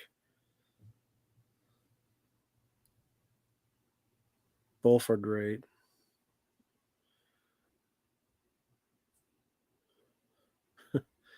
Oh yeah, he wants gummy bears. Remember that? Yeah. Because he always that's another. They always had this candy fixation. That final like set piece was so good. Yeah, I just wish it was a little bit more, just a little bit more. Stallone talked about like how dangerous it was, and yeah. it's very, very lowly lit, and like you could really get hurt in there. I did do super chat in a moment, Hopium, but I just don't want to miss this bit where he punches him out. Yeah. Oh, and he actually hit Brian Thompson in the face with the gun. Oh, okay. Left his face lumped up for a while. Mm. But you know Brian Thompson, he's tough. He just took it. It was no big deal.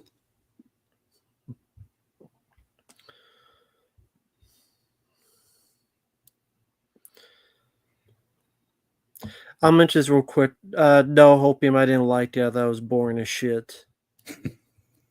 A review will be coming soon. It was a request, but it was boring as fucking shit. Same movie you've seen 20 times. It's just Dracula. That's all it is. No hard feelings, pal.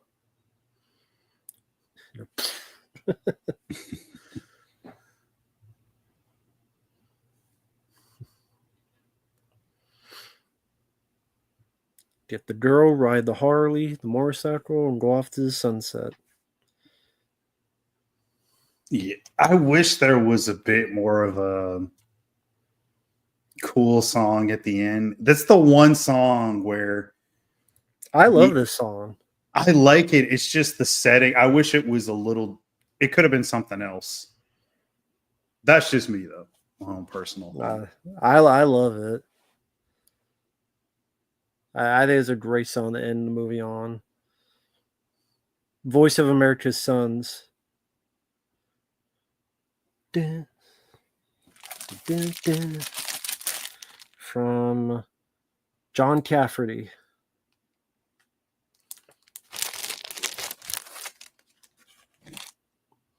Yep, and that is it. That just breezed right by. The radio. Dun, dun.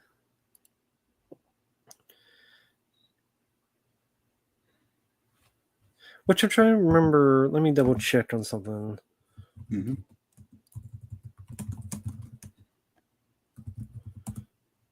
Okay, yeah. Same guy who sang Hearts on Fire from Rocky 4, which is perhaps my favorite song of all time, is Hearts on Fire from Rocky 4. So Wow, all time, really? Okay. yeah, because I've thought about it, and like that's the song I would listen to all the time when I had the cassette. And that's like a go-to song for me. That can always get me pumped up and smile. Okay, I could see that. It's hard to pick a favorite song for anybody, but if I have to, I'm like, no, that's a song. If there's a song I've listened to the most throughout the years, like on cassette, on the farm, when I'm like going out for a walk and stuff, that would be the song I would rewind when you had to do that with your tape, cassette tape. Is that like the CD you just clicked? Is like rewind all the way back and then okay, listen again. Oh, really? Centerview is very cool. Hope you're doing well, man. Hey, Garrett. Hope you're doing well, man. I don't know. Sorry if I missed you earlier, but yeah, we got done with Cobra. It's a classic. Yeah. Well, have you seen? Because I don't know, because I know you haven't seen Indiana Jones, Garrett. Have you seen Cobra? I'm not sure if you liked it, don't like it. Your thoughts on it? Of course, Garrett, I'm talking about is Born to Be Rad. Yeah. Great channel. Oh yeah, if you guys aren't subscribed, go check out Born to Be Rad. He's always putting out killer content, and the Rad Pack. They always do killer streams over there. Hopefully one day we'll be on it, but if I do, I have to watch my mouth. You can't rip up any slips on the Rat Pack channel. Yeah. But yeah, this went by quick. So quick. All right. Nice. Mine too, man. Great. What's the second film? If I'm curious, you said top 2. What's the other one? By the way, what's your top 3 favorite Stallone films, Mark? Top 3. This would probably be in there. I'm so nostalgic for Tango and Cash, and I think everybody knows by now I fucking love Kurt Russell. So, of course, that the last one, that's tough, man. I have to think about it. I love Over the Top, man. I love it. Cool. That's a fun one. I sincerely, I mean, like some people love it, like they laugh at it. I sincerely love Over the Top. So, So you said Tango and Cash, Cobra, and what was the third one? Maybe I was thinking, because if I could only put one in there, there's so much to choose from, you know. Like for me, it'd be like Rambo 2, Cobra, and Rambo 3. My top 3. I was thinking about part 2 as well, Rambo 2.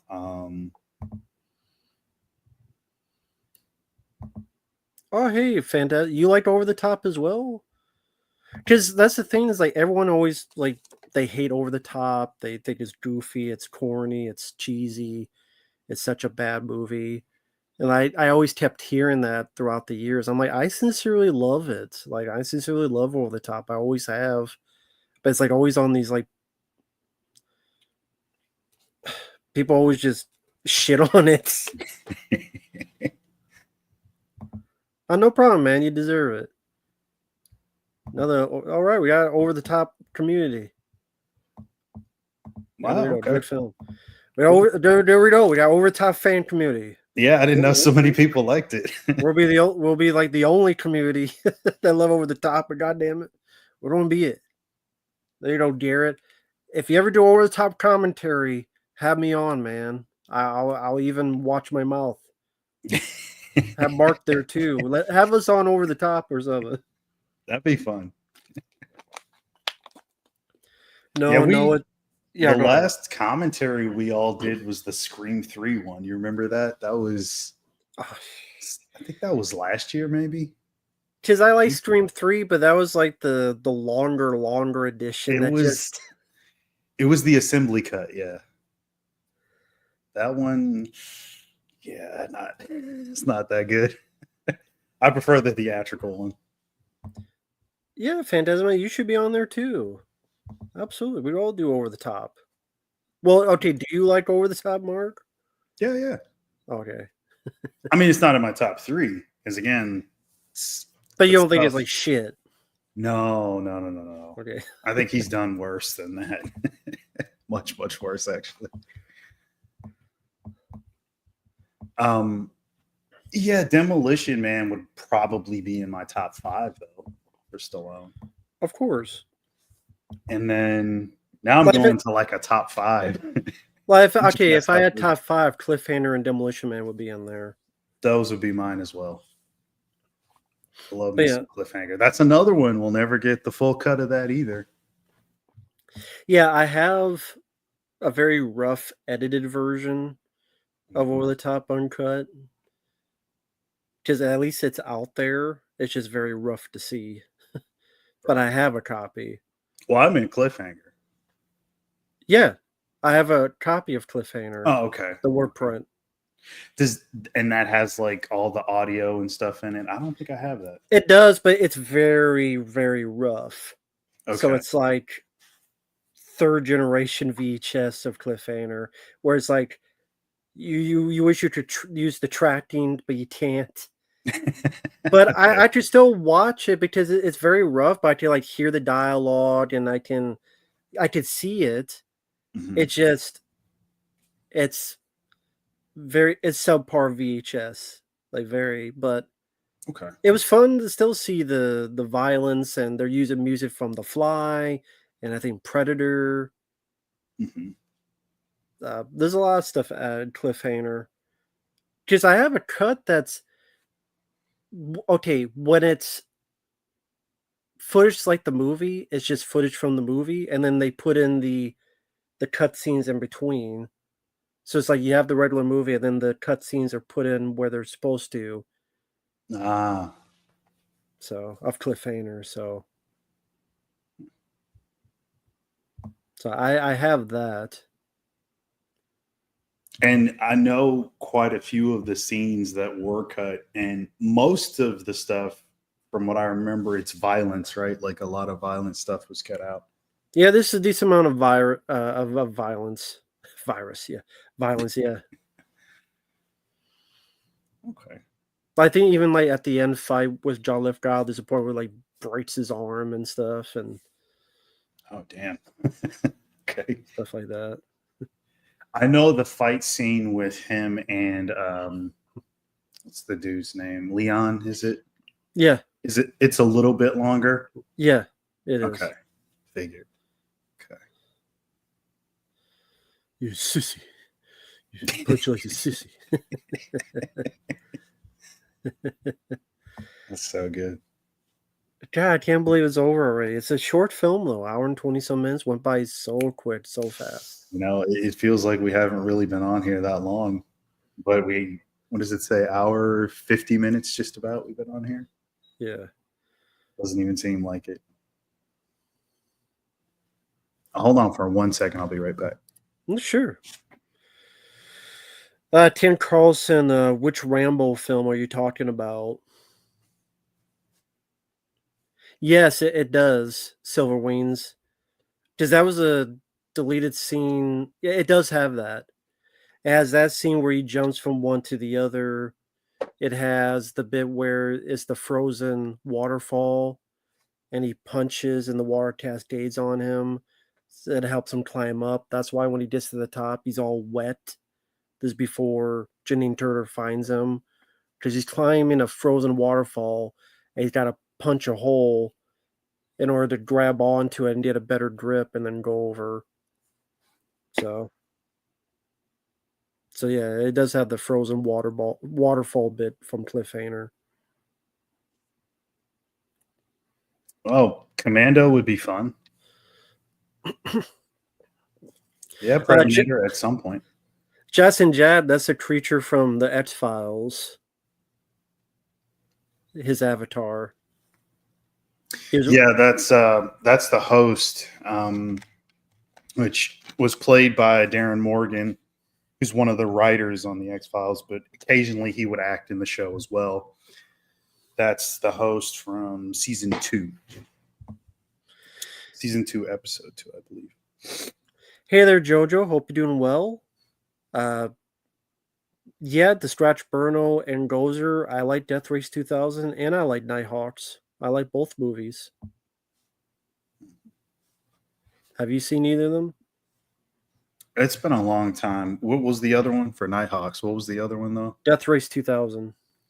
Yes, which I believe that's also Stallone in that too, right? Yep. Yeah. He's one of the bad guys. David Carradine is the good guy. Well, kind of good guy. Was he Machine Gun Joe Yep. in that? Okay, yeah. Yeah. I don't own that, but I've seen it. It's been a long time.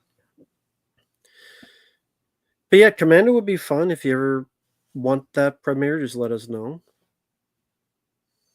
Hell yeah. And he's feeling bad for you. Why is that? That you don't have a PayPal. Oh, maybe I'll set that up at some point. I probably said that like 6 months ago or a year ago, and I just never did.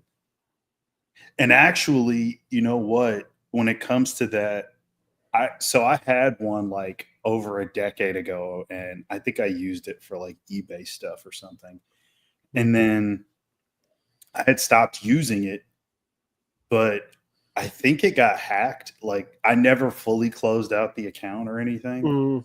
And it was still there. And then I saw something that looked a little weird on like an email or something.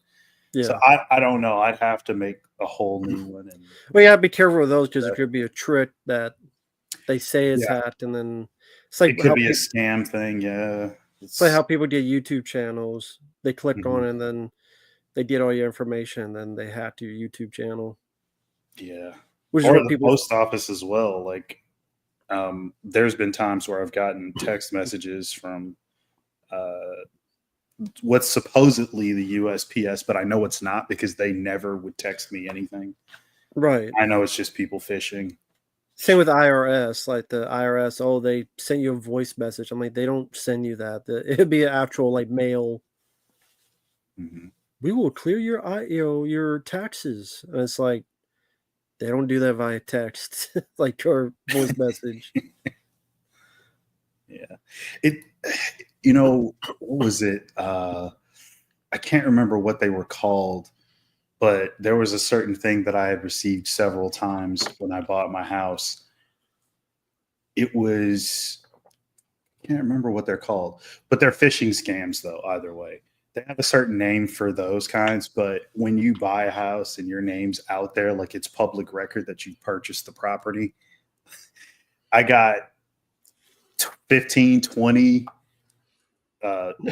pieces of mail that said, hey, you need to put this information in for X, Y, and Z reason and mail it back to us with your info. I'm like, fuck, I didn't do any of that stuff.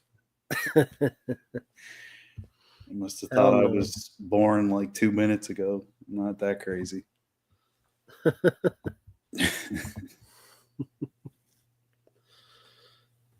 Jojo, you get those? Yeah. That's cool, Greg. So I'm trying to think. Pretty much caught up with the chat. trying to think what else to talk about. I mean, I guess we're just getting close to the end. It's almost 2 hours. Anything coming for your channel? Anything recently you've gotten? Just the umbrella stuff. I will be trying to do a video on that. I think it's just the Terrifier stuff. I don't think I'm doing. Yeah, I got some stuff in there, but I don't think I'm going to do a video on any of that stuff. I might, but as of right now, there's no plans for it. So just the Terrifier stuff. Just do like an unboxing of all that stuff. Mm-hmm. So that should be coming soon. It's funny. It says there's 54 people, but there's only been like 5 people commenting. So I noticed that. Yeah, it's been going up and down, 60 to 50 and 65 up and down. So if anyone out there in the back, feel free to. You don't have to be steered. You just type something. Yeah. Anybody got any questions or anything?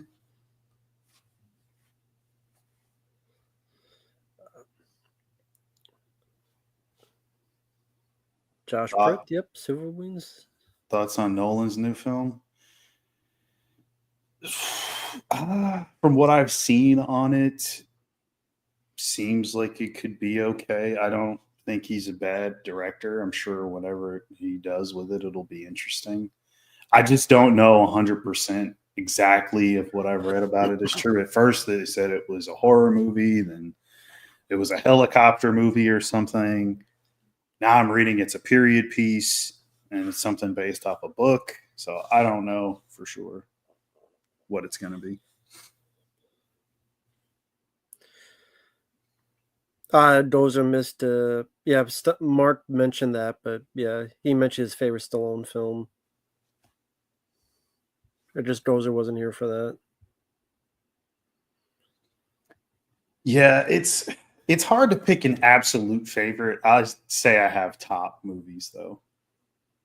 Like when it comes to picking, especially when it comes to action stuff, it's always really hard. If you guys, any of you in here, have watched our lists where we did our favorite 80s movies for each year of the 80s and the 90s, I'm the one that was always the hardest to deal with when it came to ranking stuff. As I'm sure Rambo knows. But for me, it's always hard to rank stuff just because I have such a love for so many of the best action movies and horror movies. But ranking my absolute favorite, I could do like a top 3 or a top 5, but not an absolute favorite. It's always difficult for me. I don't know why. Yeah, you mentioned Cobra would be in the top 3. Yeah, it would be. Definitely. And what were the other 2? Cobra, Tango Rambo and Cash. 2, and Tango and Cash, yeah. Psycho Mantis, your mom. Between you, between you two, who leads in bed? Your mom.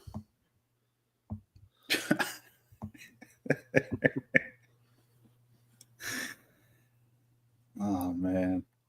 Tell her I won't send child support till next month. Sorry, son.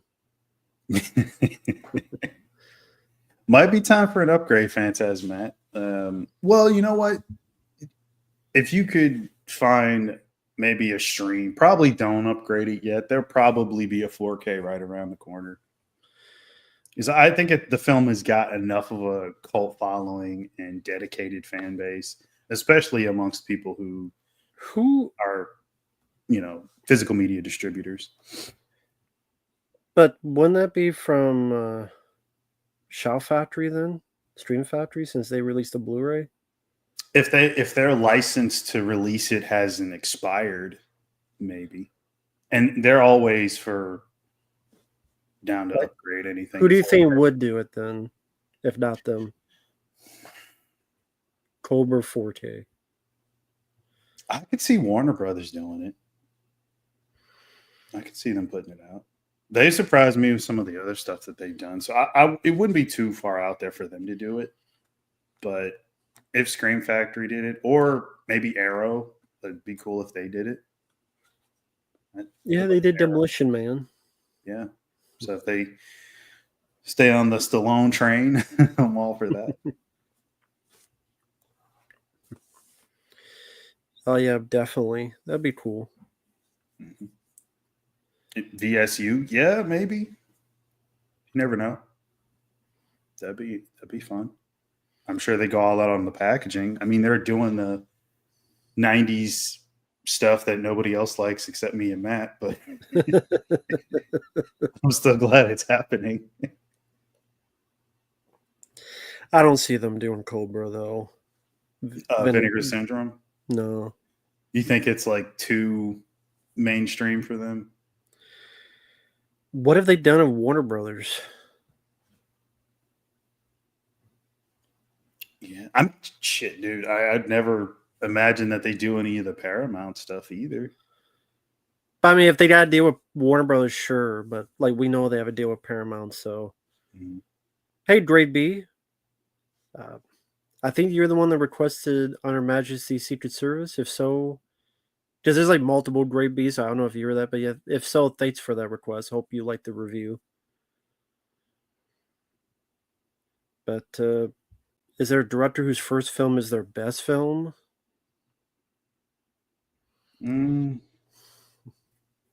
I was gonna say that Jackson Jack. A lot of people consider Cameron's first movie, Terminator, to be his best.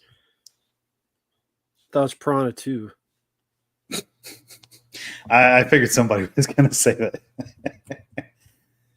but yeah, I would never consider that to be his first. Like Toby Hooper. Texas Chainsaw Massacre. Where do you rank like him in directors? Like, are you a fan of Poltergeist? Yeah, I quite like Poltergeist. I like The Mangler. Okay, right, yeah, that's right. That's another one. At some point, we should do a commentary for that one. That'd be fun. Yeah, I like Texas Chainsaw Massacre 1 and 2. I like Poltergeist. I like The Mangler.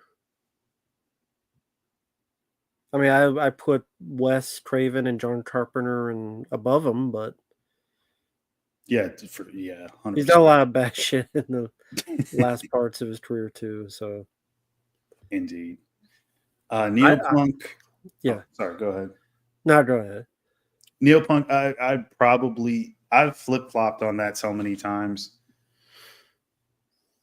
but I'll say Fright Night right now.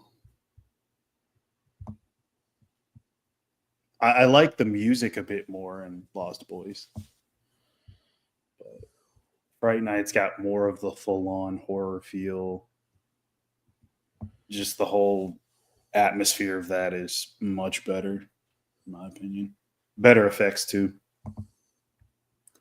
So, Gray B, are you saying that's coming in the future, or have you sent one already? I just want to make sure I've gotten it. If not, then sure, feel free. By the way, do you like James Bond? Any of them? Were you ever into? Okay. Yeah, I like James Bond. What's your favorite Bond, and what's your favorite Bond movie? Oh boy. So I have a friend of mine who's a huge James Bond fan, loves Bond to death. That's probably his favorite franchise for action stuff. And me and him have had so many discussions about who's the best. I really enjoy Connery a lot. I like Dr. No a lot. I'll probably say, see, I'm a child of the 90s, so I love GoldenEye. Yeah. Bronson for a long time was always like the guy to me.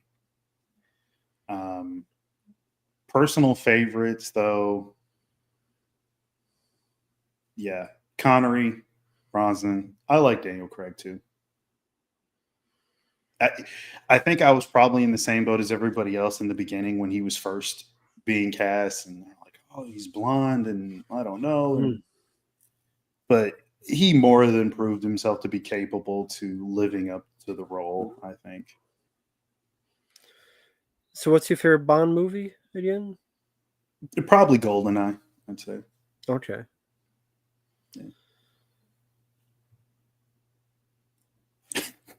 I just thought about a comment Uncle Bill made about GoldenEye. What's that? This was, I think it was on the 90s show that we did where we were talking about movies from 95. And he said the game was better than the movie. But it was a time like at that point in the stream where we were going by so much stuff so fast and we were just saying so much How stuff. does he know the game? I don't believe Uncle Bill ever played GoldenEye. The game. You don't know the game. He's not a gamer. It shocked me that he would say that, like, but in that moment, like, again, it was so much going on. We had to chat and we were all talking and he just dropped that comment, but I never really got to say anything about it. I'm gonna have to bring that up again. That'll probably be one of his hot takes on the next show that we're gonna do. No, Premiere is the thing, then Revenge of the Sith PS2, and then Alien Isolation for video game playthroughs. I'll get to that soon, Premiere. Thank you, though. Yeah, my favorite is Pierce Brosnan, and GoldenEye is my favorite Bond movie, but I like a lot of them. I remember liking a lot of them. I haven't seen them forever. I remember liking Goldfinger. I remember liking Spy Who Loved Me. Yeah.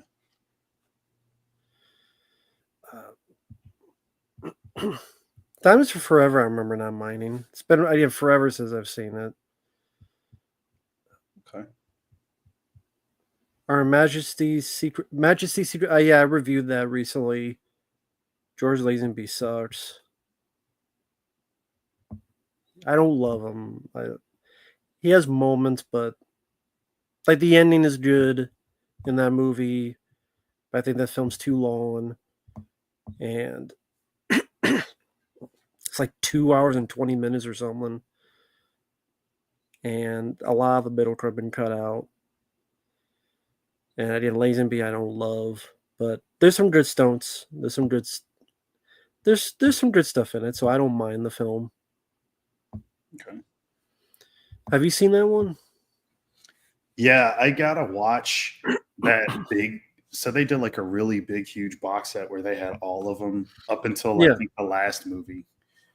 So I need to dive back in. It's been forever since I've seen any of those. Hmm.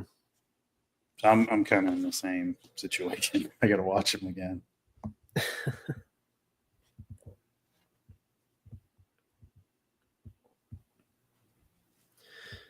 Let's see.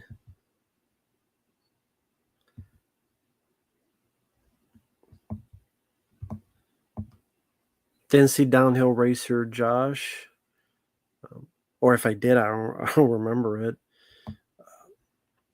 The Die Another Day, that's an awful movie. Awful James Bond film, Die Another Day. One of the worst. That was his last one, right? Pierce, yeah. Yeah, for Pierce. Okay. That's the one in the snow, isn't it? Well, there's an ice. It's like an ice hotel or something. Yeah. Yeah, okay. Halle Berry. Yeah, okay. Invisible Car.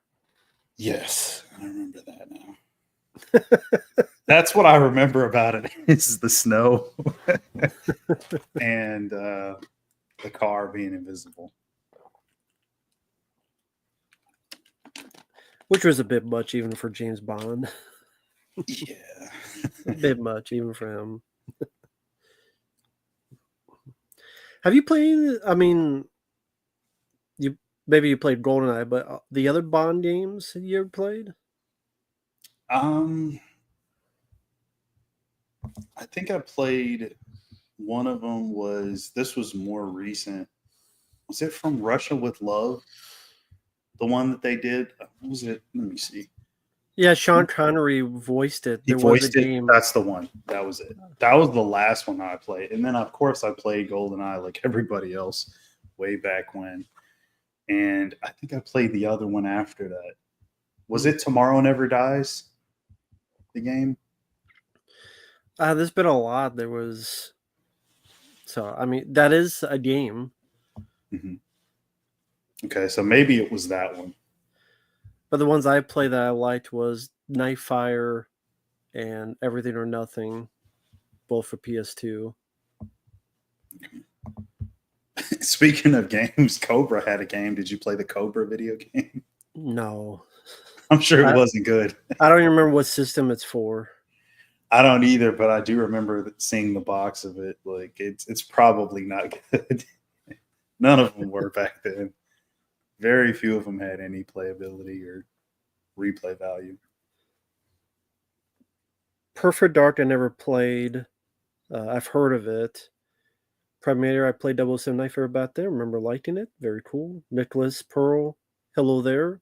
My hot take is that Telly Savalas is the best Blofeld. I would go with Donald Pleasance, but I didn't mind Telly Savalas in On Her Majesty's Secret Service.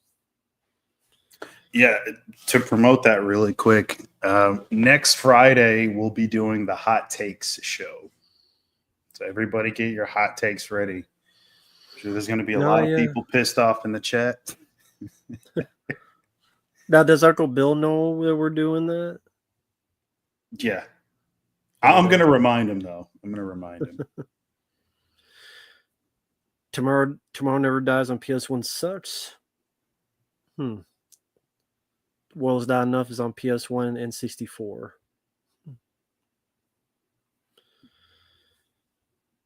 Yeah, I know about For Your Height Only. It's the Bond parody with the little guy being James, a spy. Little midget. Supposed to say little person. He is a little midget. Can't say that anymore, man. Come on. I said it. He's dead. He's not gonna care. He dead. He not gonna give a shit. There ain't no midgets in the chat. They don't give a fuck. Hey, you don't know that.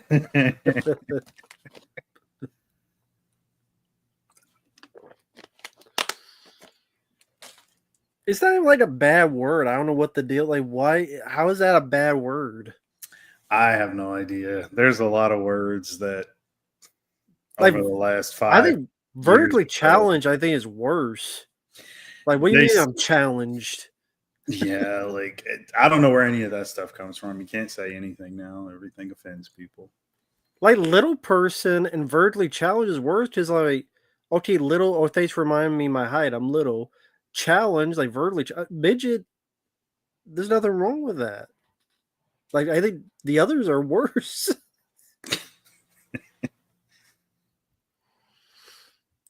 Alexander, hi there.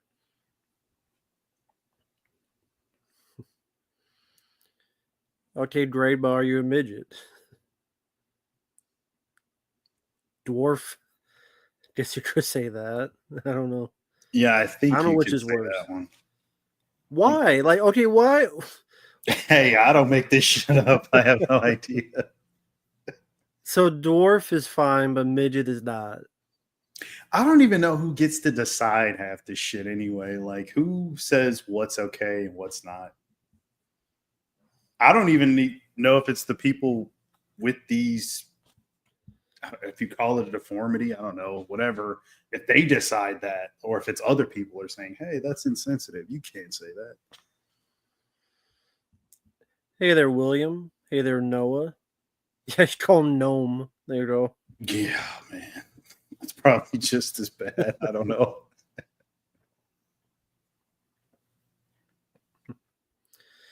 Fuck Peter Dinklage. Oh, right. He did have a problem one time. I did see that. He was really mad, too. Yeah, because he bitched about that Snow White. Like, this should not have little people, shouldn't have midgets in it. So they didn't. But then, like, they went back and forth. Now it's like these 7 monstrosities in that trailer. Like CGI, because they can't afford little people to be at. They can't have little, took away their jobs. little people took away their jobs. Now they're just 7 CGI dipshits and Snow White. Oh man, I doubt you saw the trailer, but if you ever did, you'd be saying it looks awful too. I think I did. Oh, you did. If I did, I don't even remember. Warwick Davis.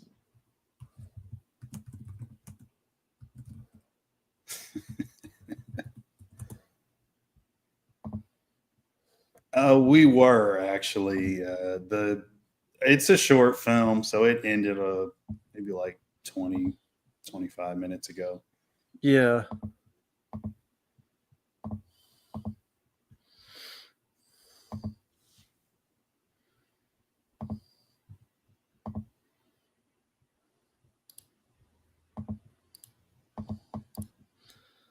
Yeah, I mean that's one cool thing about it is that it's a very short film, goes by at a quick pace. Mm-hmm.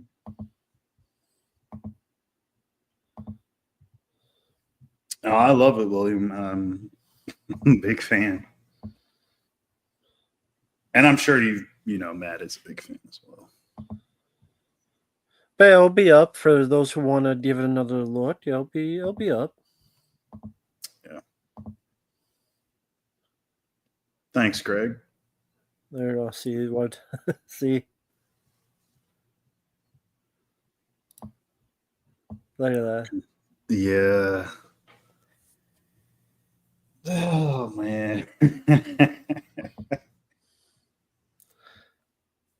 Look at these assholes. And then the bitch in the middle.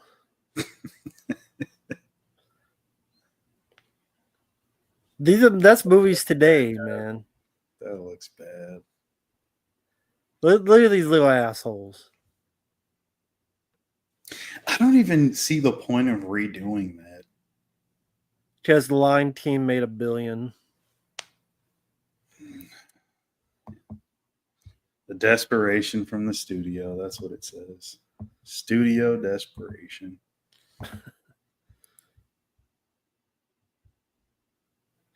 Ken, I don't mind Spies Like Us.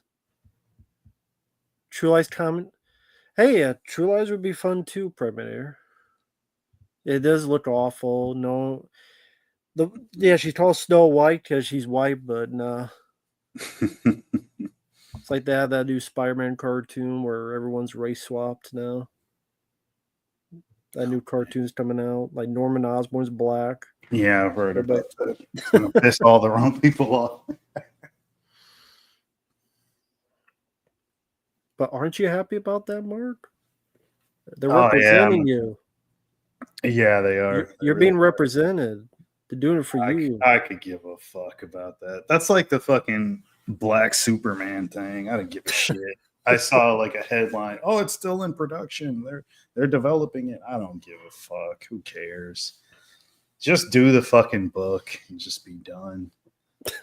All these fucking changes, like just do the original material and just be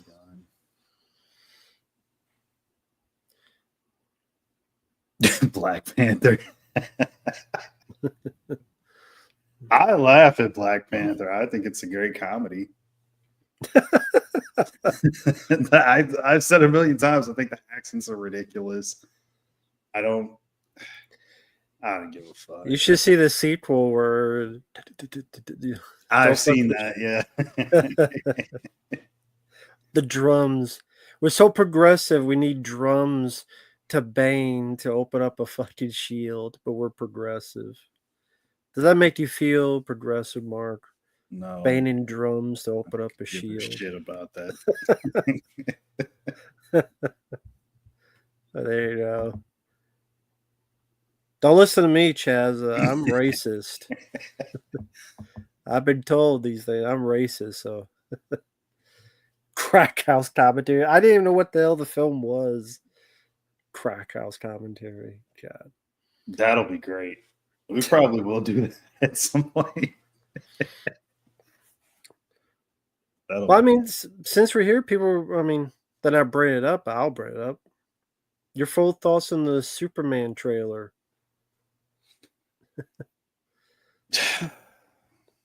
which I did not like. It didn't excite me at all. I don't think it's as much as of a fatigue of seeing all comic book stuff like most people. It just nothing about the point of the trailer is obviously supposed to give you an idea of what the film's about, but it didn't sell me on it, which is also the purpose of a trailer, and it didn't accomplish anything for me. I think the suit sucks. I don't give a shit about Crypto. I don't care about the other characters. But Crypto's in the comics, Mark. Nobody gives a fuck. That's the thing that, and I really do hate to say People love it. They're cheering it like I like James Gunn. Baby Yoda. I don't hate James Gunn. It's like Baby Yoda, Mark. I fuck Star Wars as well. I don't give a fuck about that shit. But I like Gunn. I like his stuff. I really do. I was always rooting for him way back when nobody gave a shit about him. I liked his early stuff a lot. Slither, Super, all that stuff. I liked his style. He had a cool, but like now that we've gotten into the Suicide Squad stuff or DC stuff, I'll say, it just, I don't give a fuck. I don't care. Like, because it's the thing that he seems to like to do is to include every character, and you don't need to have that many characters in there. I don't think it's gonna pan out well. I'd like to think that he could make it work if anybody could, but I just don't see it working. Maybe it won't work for me, but it will for everybody else. A lot of people love his Suicide Squad movie, but I thought it was fine. I didn't love it. It's just kind of there for me. I don't like when you include that many characters and then you half-ass those characters and they're just there because he knows all these obscure characters, so I have to put them in. Let me put this character in. Let me put that guy in. You don't have to do that just because you know they exist. I'd rather you take the time and utilize them to their full potential and use them correctly. And then at least like, okay, they're in there for a reason. But just to have them there, I could live without it. I don't care. Maybe a second trailer will make me feel differently, at least on the story aspect. Right now, it just looks like a bunch of people from the comic book in a Superman movie. You know what you need, Mark? What's that?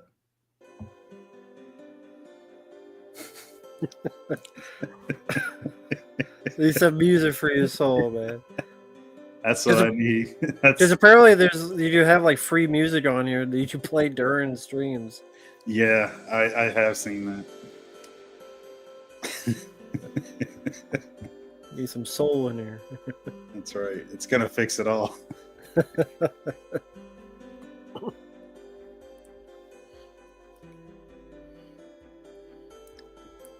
Remind you of the days of shopping at the mall. Jackson Jack, then why call it Superman? Call it Superman and Friends or something. Like, I'm not saying you can't have a second or third character, but it's so many people in there. And it's like, why is everybody in there right now? I know he's got to set up his universe and all that stuff, but I don't know. I would love to be proven wrong. I want to be wrong. I hope it's good. I'd like to think that it'll be good because he could pull it off. But I just don't care. I know Matt does. Matt's a big Superman fan. Oh yeah, I'm like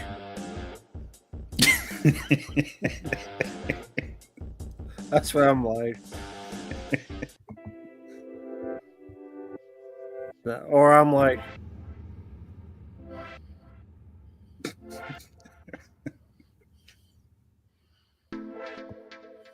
okay, I see the music stuff right here. heck yeah.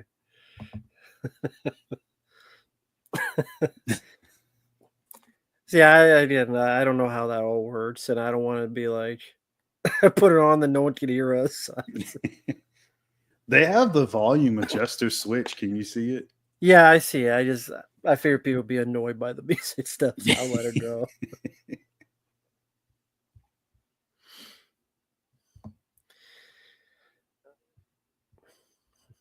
Oh man. No, I didn't grab any discount tiles from Vinegar Syndrome Phantasmat. I just pre-ordered Virtuosity, and that's it. None of the other VSU stuff interested me. I mean, let's see.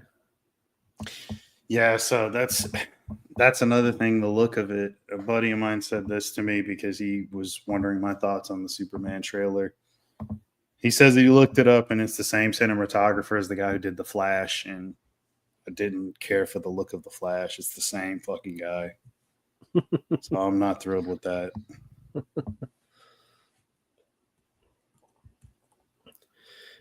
Yeah, none of these do any of these interest you, Mark?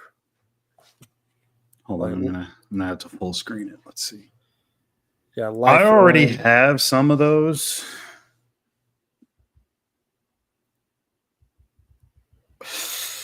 No. The other stuff that I don't have, no, none of it really interests me. Drug stories? Probably had Jankum in there. I probably do. How about Dirty Money? No, I don't care. And then just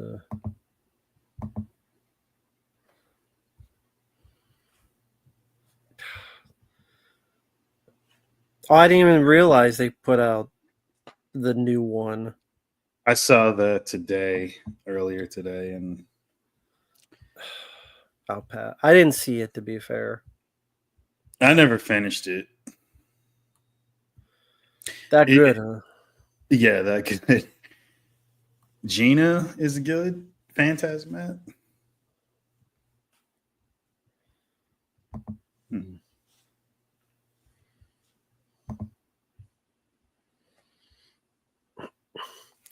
Yeah, I did not see the new Street Trash show. I can't comment on it.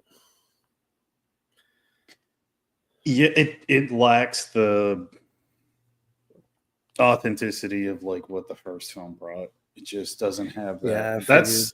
That's so much of that film's vibe and atmosphere and everything. Like the gritty, realistic nature of it is such a nice backdrop to the kind of stuff that we get today, and that's way too much of the problem with the new one. It just doesn't have any of that at all. Yeah, Cam, if there was a 2-hour Cobra, I would buy it, definitely. I would. Being a big fan of the film, yeah, of course I would buy it.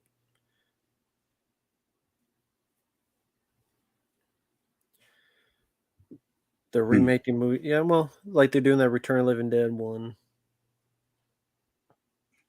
It's just another pointless film coming out. All the melt scenes look the same in the new one. In the old one, they were unique and memorable. I was never requested a new Street Trash, so I ain't seen it on my own volition. Fuck that. I'll see if it's a request, paid request, but I ain't seen it for fucking just because.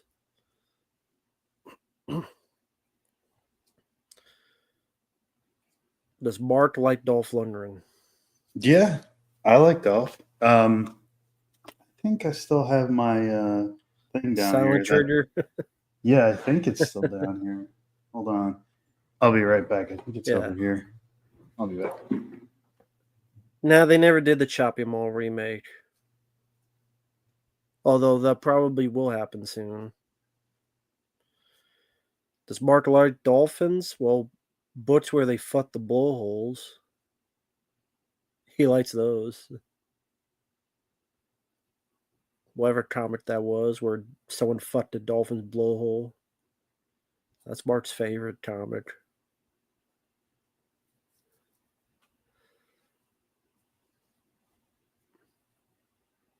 It's a German edition, he has General of Silent Trigger.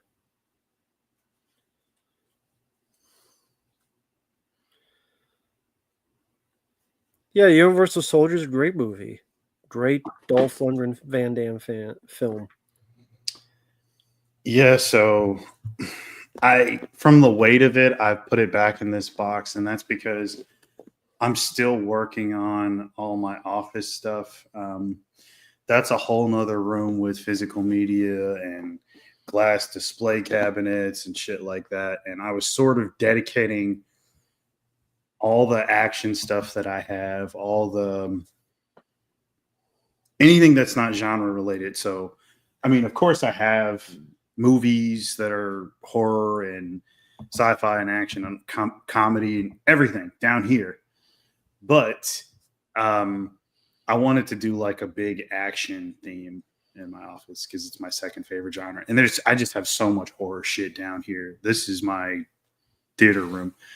So it's still in the box. I had it out. I think I put it together. I showed it to you, right, when I was out, Matt? Yeah. Yeah. So it's in, I think you can see it right there on the back.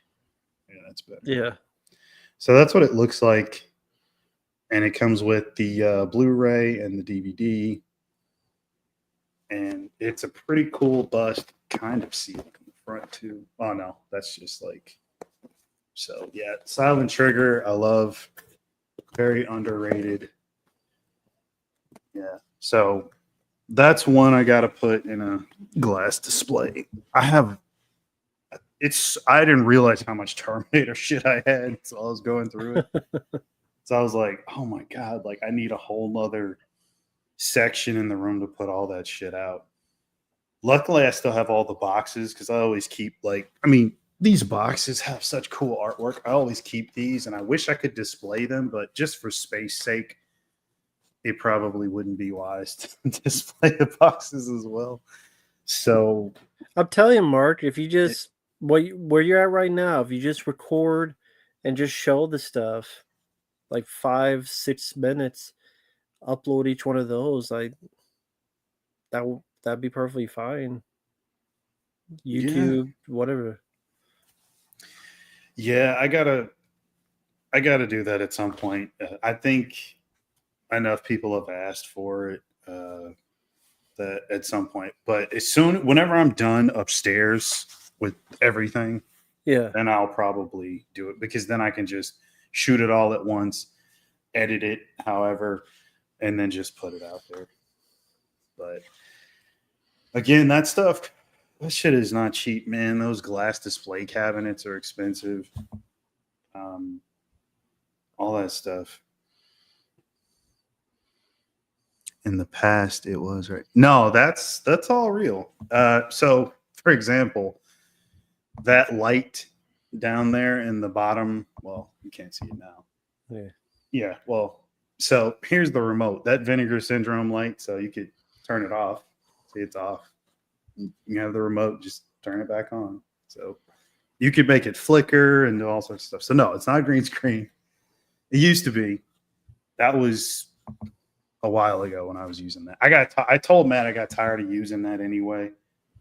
It was always so much to set it up and then because to make that effect work as best as possible, you have to use an insane amount of really bright lighting. So doing all the lighting and setting that up, it was just a pain every time. And it was a nice to just get on stream, just hit the fucking button and you're just on and you can do whatever you There you want. go. This is see a bit better. The backdrop. Yeah. The stuff on that end, my Bates Motel sign is off right now. I think it was on. It might be on a timer. I think you can see the vacancy part is lit up. That's a Silent Night, Deadly Night 2 thing down there. There's a bunch of movies. There's a bunch of busts behind me. Those are 2 glass display cabinets. I don't know if you guys can see what's above my head. There's the Hellraiser thing. The Jason mask is lit up. There's a horror sign in the middle. Then there's a Freddy thing, although you might not be able to see it. Might be too bright. And then those are two animatronics. That's Ghostface, which the mask on that, I just changed it. It was like a regular mask.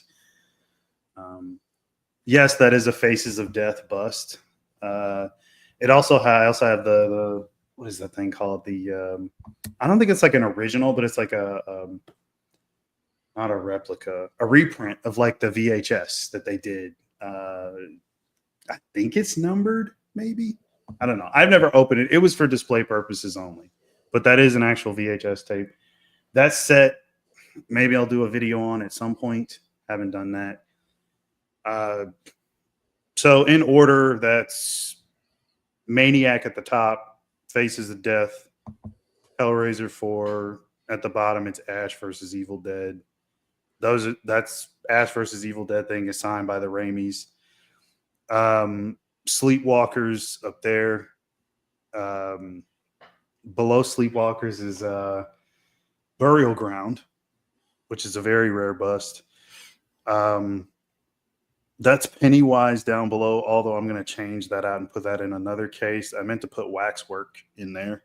I have a bust for that as well. And then at the very bottom on the right, that's Night of the Living Dead remake from 1990. And then there's just a bunch of stuff on top of the shelves. I have shelves over here with stuff on top, but you can't see that. And then movie screen over there, projector back there, shelves over here, stuff there, and then I got a room upstairs as well. And I think maybe a month, maybe that room might be done.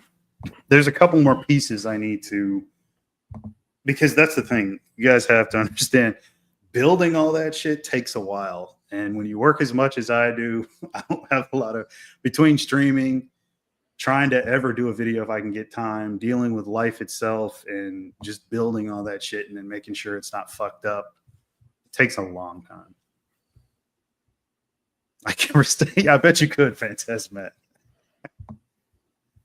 That one, it's kind of cool. I like that one. It's pretty rare. I don't see that one too often. But yeah, I got it. I think actually all those might be German except for the Pennywise one down there. The Pennywise one is from the UK. But everything else is German, including the Silent Trigger thing, the Waxwork one. There's a few others that are in boxes that I gotta, again, put on the shelves upstairs. All the Terminator stuff, I'd say a good 2 of them are from the UK. I have I think it's the T700, I think, from Salvation, the T800 from T2, the endoskeleton arm, all that, and everything's tied into physical media. So it's not like they're just busts. Like I do have some that like actual just regular busts that are from like conventions and stuff, but that stuff isn't, I don't really display that as much. I mostly try to put physical media stuff out, but that stuff will find its way somewhere as well. It's a lot of arranging that needs to be done. Bring it up close. PhantasMatt, are you talking about the Faces of Death one?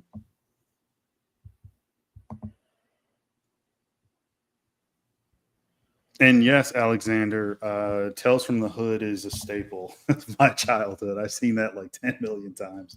Love that. One of my favorite movies. This is for you. I did not.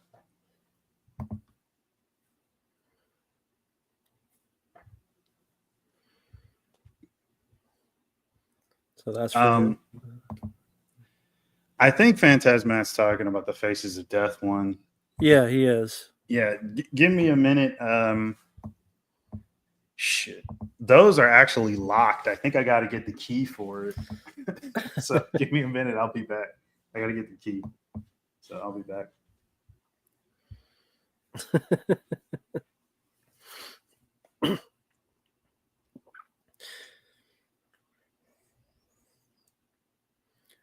think I should just leave and just let Mark have the whole fucking stream.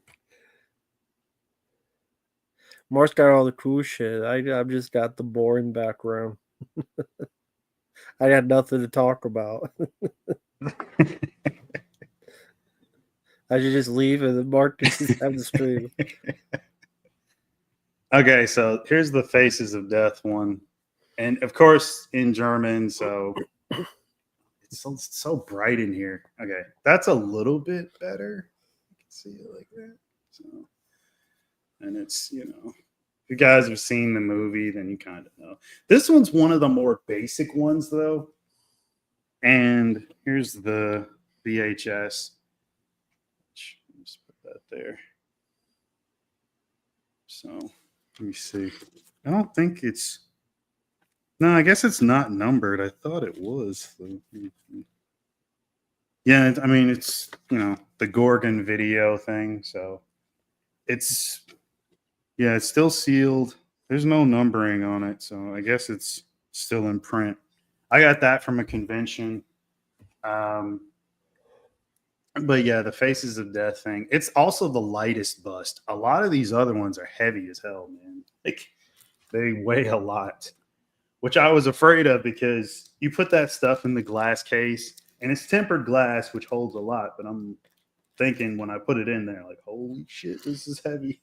I don't want it to shatter and go through. Yeah, it's German. Yeah, all the stuff is German except for the Pennywise thing.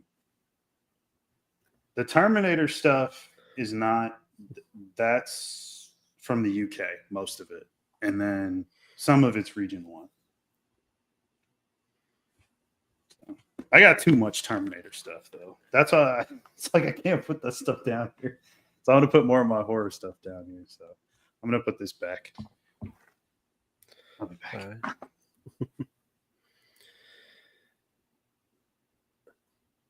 But yeah, probably after that we'll just end it here because it's getting to be almost midnight. We ended the commentary like an hour ago. So, but that's a good way to end it on, is the very cool bus Mark has. But yeah, it's Saturday. I know apparently next Friday, 9 p.m. Central will be the hot takes in terms of what film you love everyone hates or a film you hate everyone loves. Hot takes, that'll be next Friday, 9 p.m. Central. Mm-hmm. And I know there's a cold front, so be careful. I think Sunday night. Yeah. So I don't know where everybody's at. Mm-hmm. I mean, I'm in Southeast Texas, so it'll be like 30 degrees. So this won't be as bad as other people. I'm sure it'll be like -20 here or something. I'm in the Midwest, so I'm sure it'll be frozen. We'll see if. Yeah, go ahead. Since I had Faces of Death, do you like those? Do you give a shit about Faces of Death? I'm not a huge fan or anything. I just thought that bust was cool. It's kind of a rare thing to have. I don't like the movie, but I like the backstory behind it. Okay. Of how it was made. You ever gotten a request for any of those? Seeing the sequels and stuff? No, never have. Okay. Nah, never have. Just wondering, because I don't know if we ever talked about that. No, I mean, the backstory, the way it was made, that's more interesting to me than the movies. Mm-hmm. JoJo, he's got honestly, I think he's got a killer setup. Shit, Garrett's on another level, man. He's yeah. I mean, I don't know though. Like he might like my stuff. I mean, I think it's kind of a thing where you see somebody else's thing, you're like, oh man, that's so awesome, and you know, you just trade the compliment type of thing. And it's all sincere because, like, I do think he's got a really cool sense of style with the way he's got all his stuff set up, and Mm-hmm. you know, he's probably got a lot more autographs than I do. That's one thing I know he's probably got for sure. But yeah, he's all style, man. He's got a whole thing going on.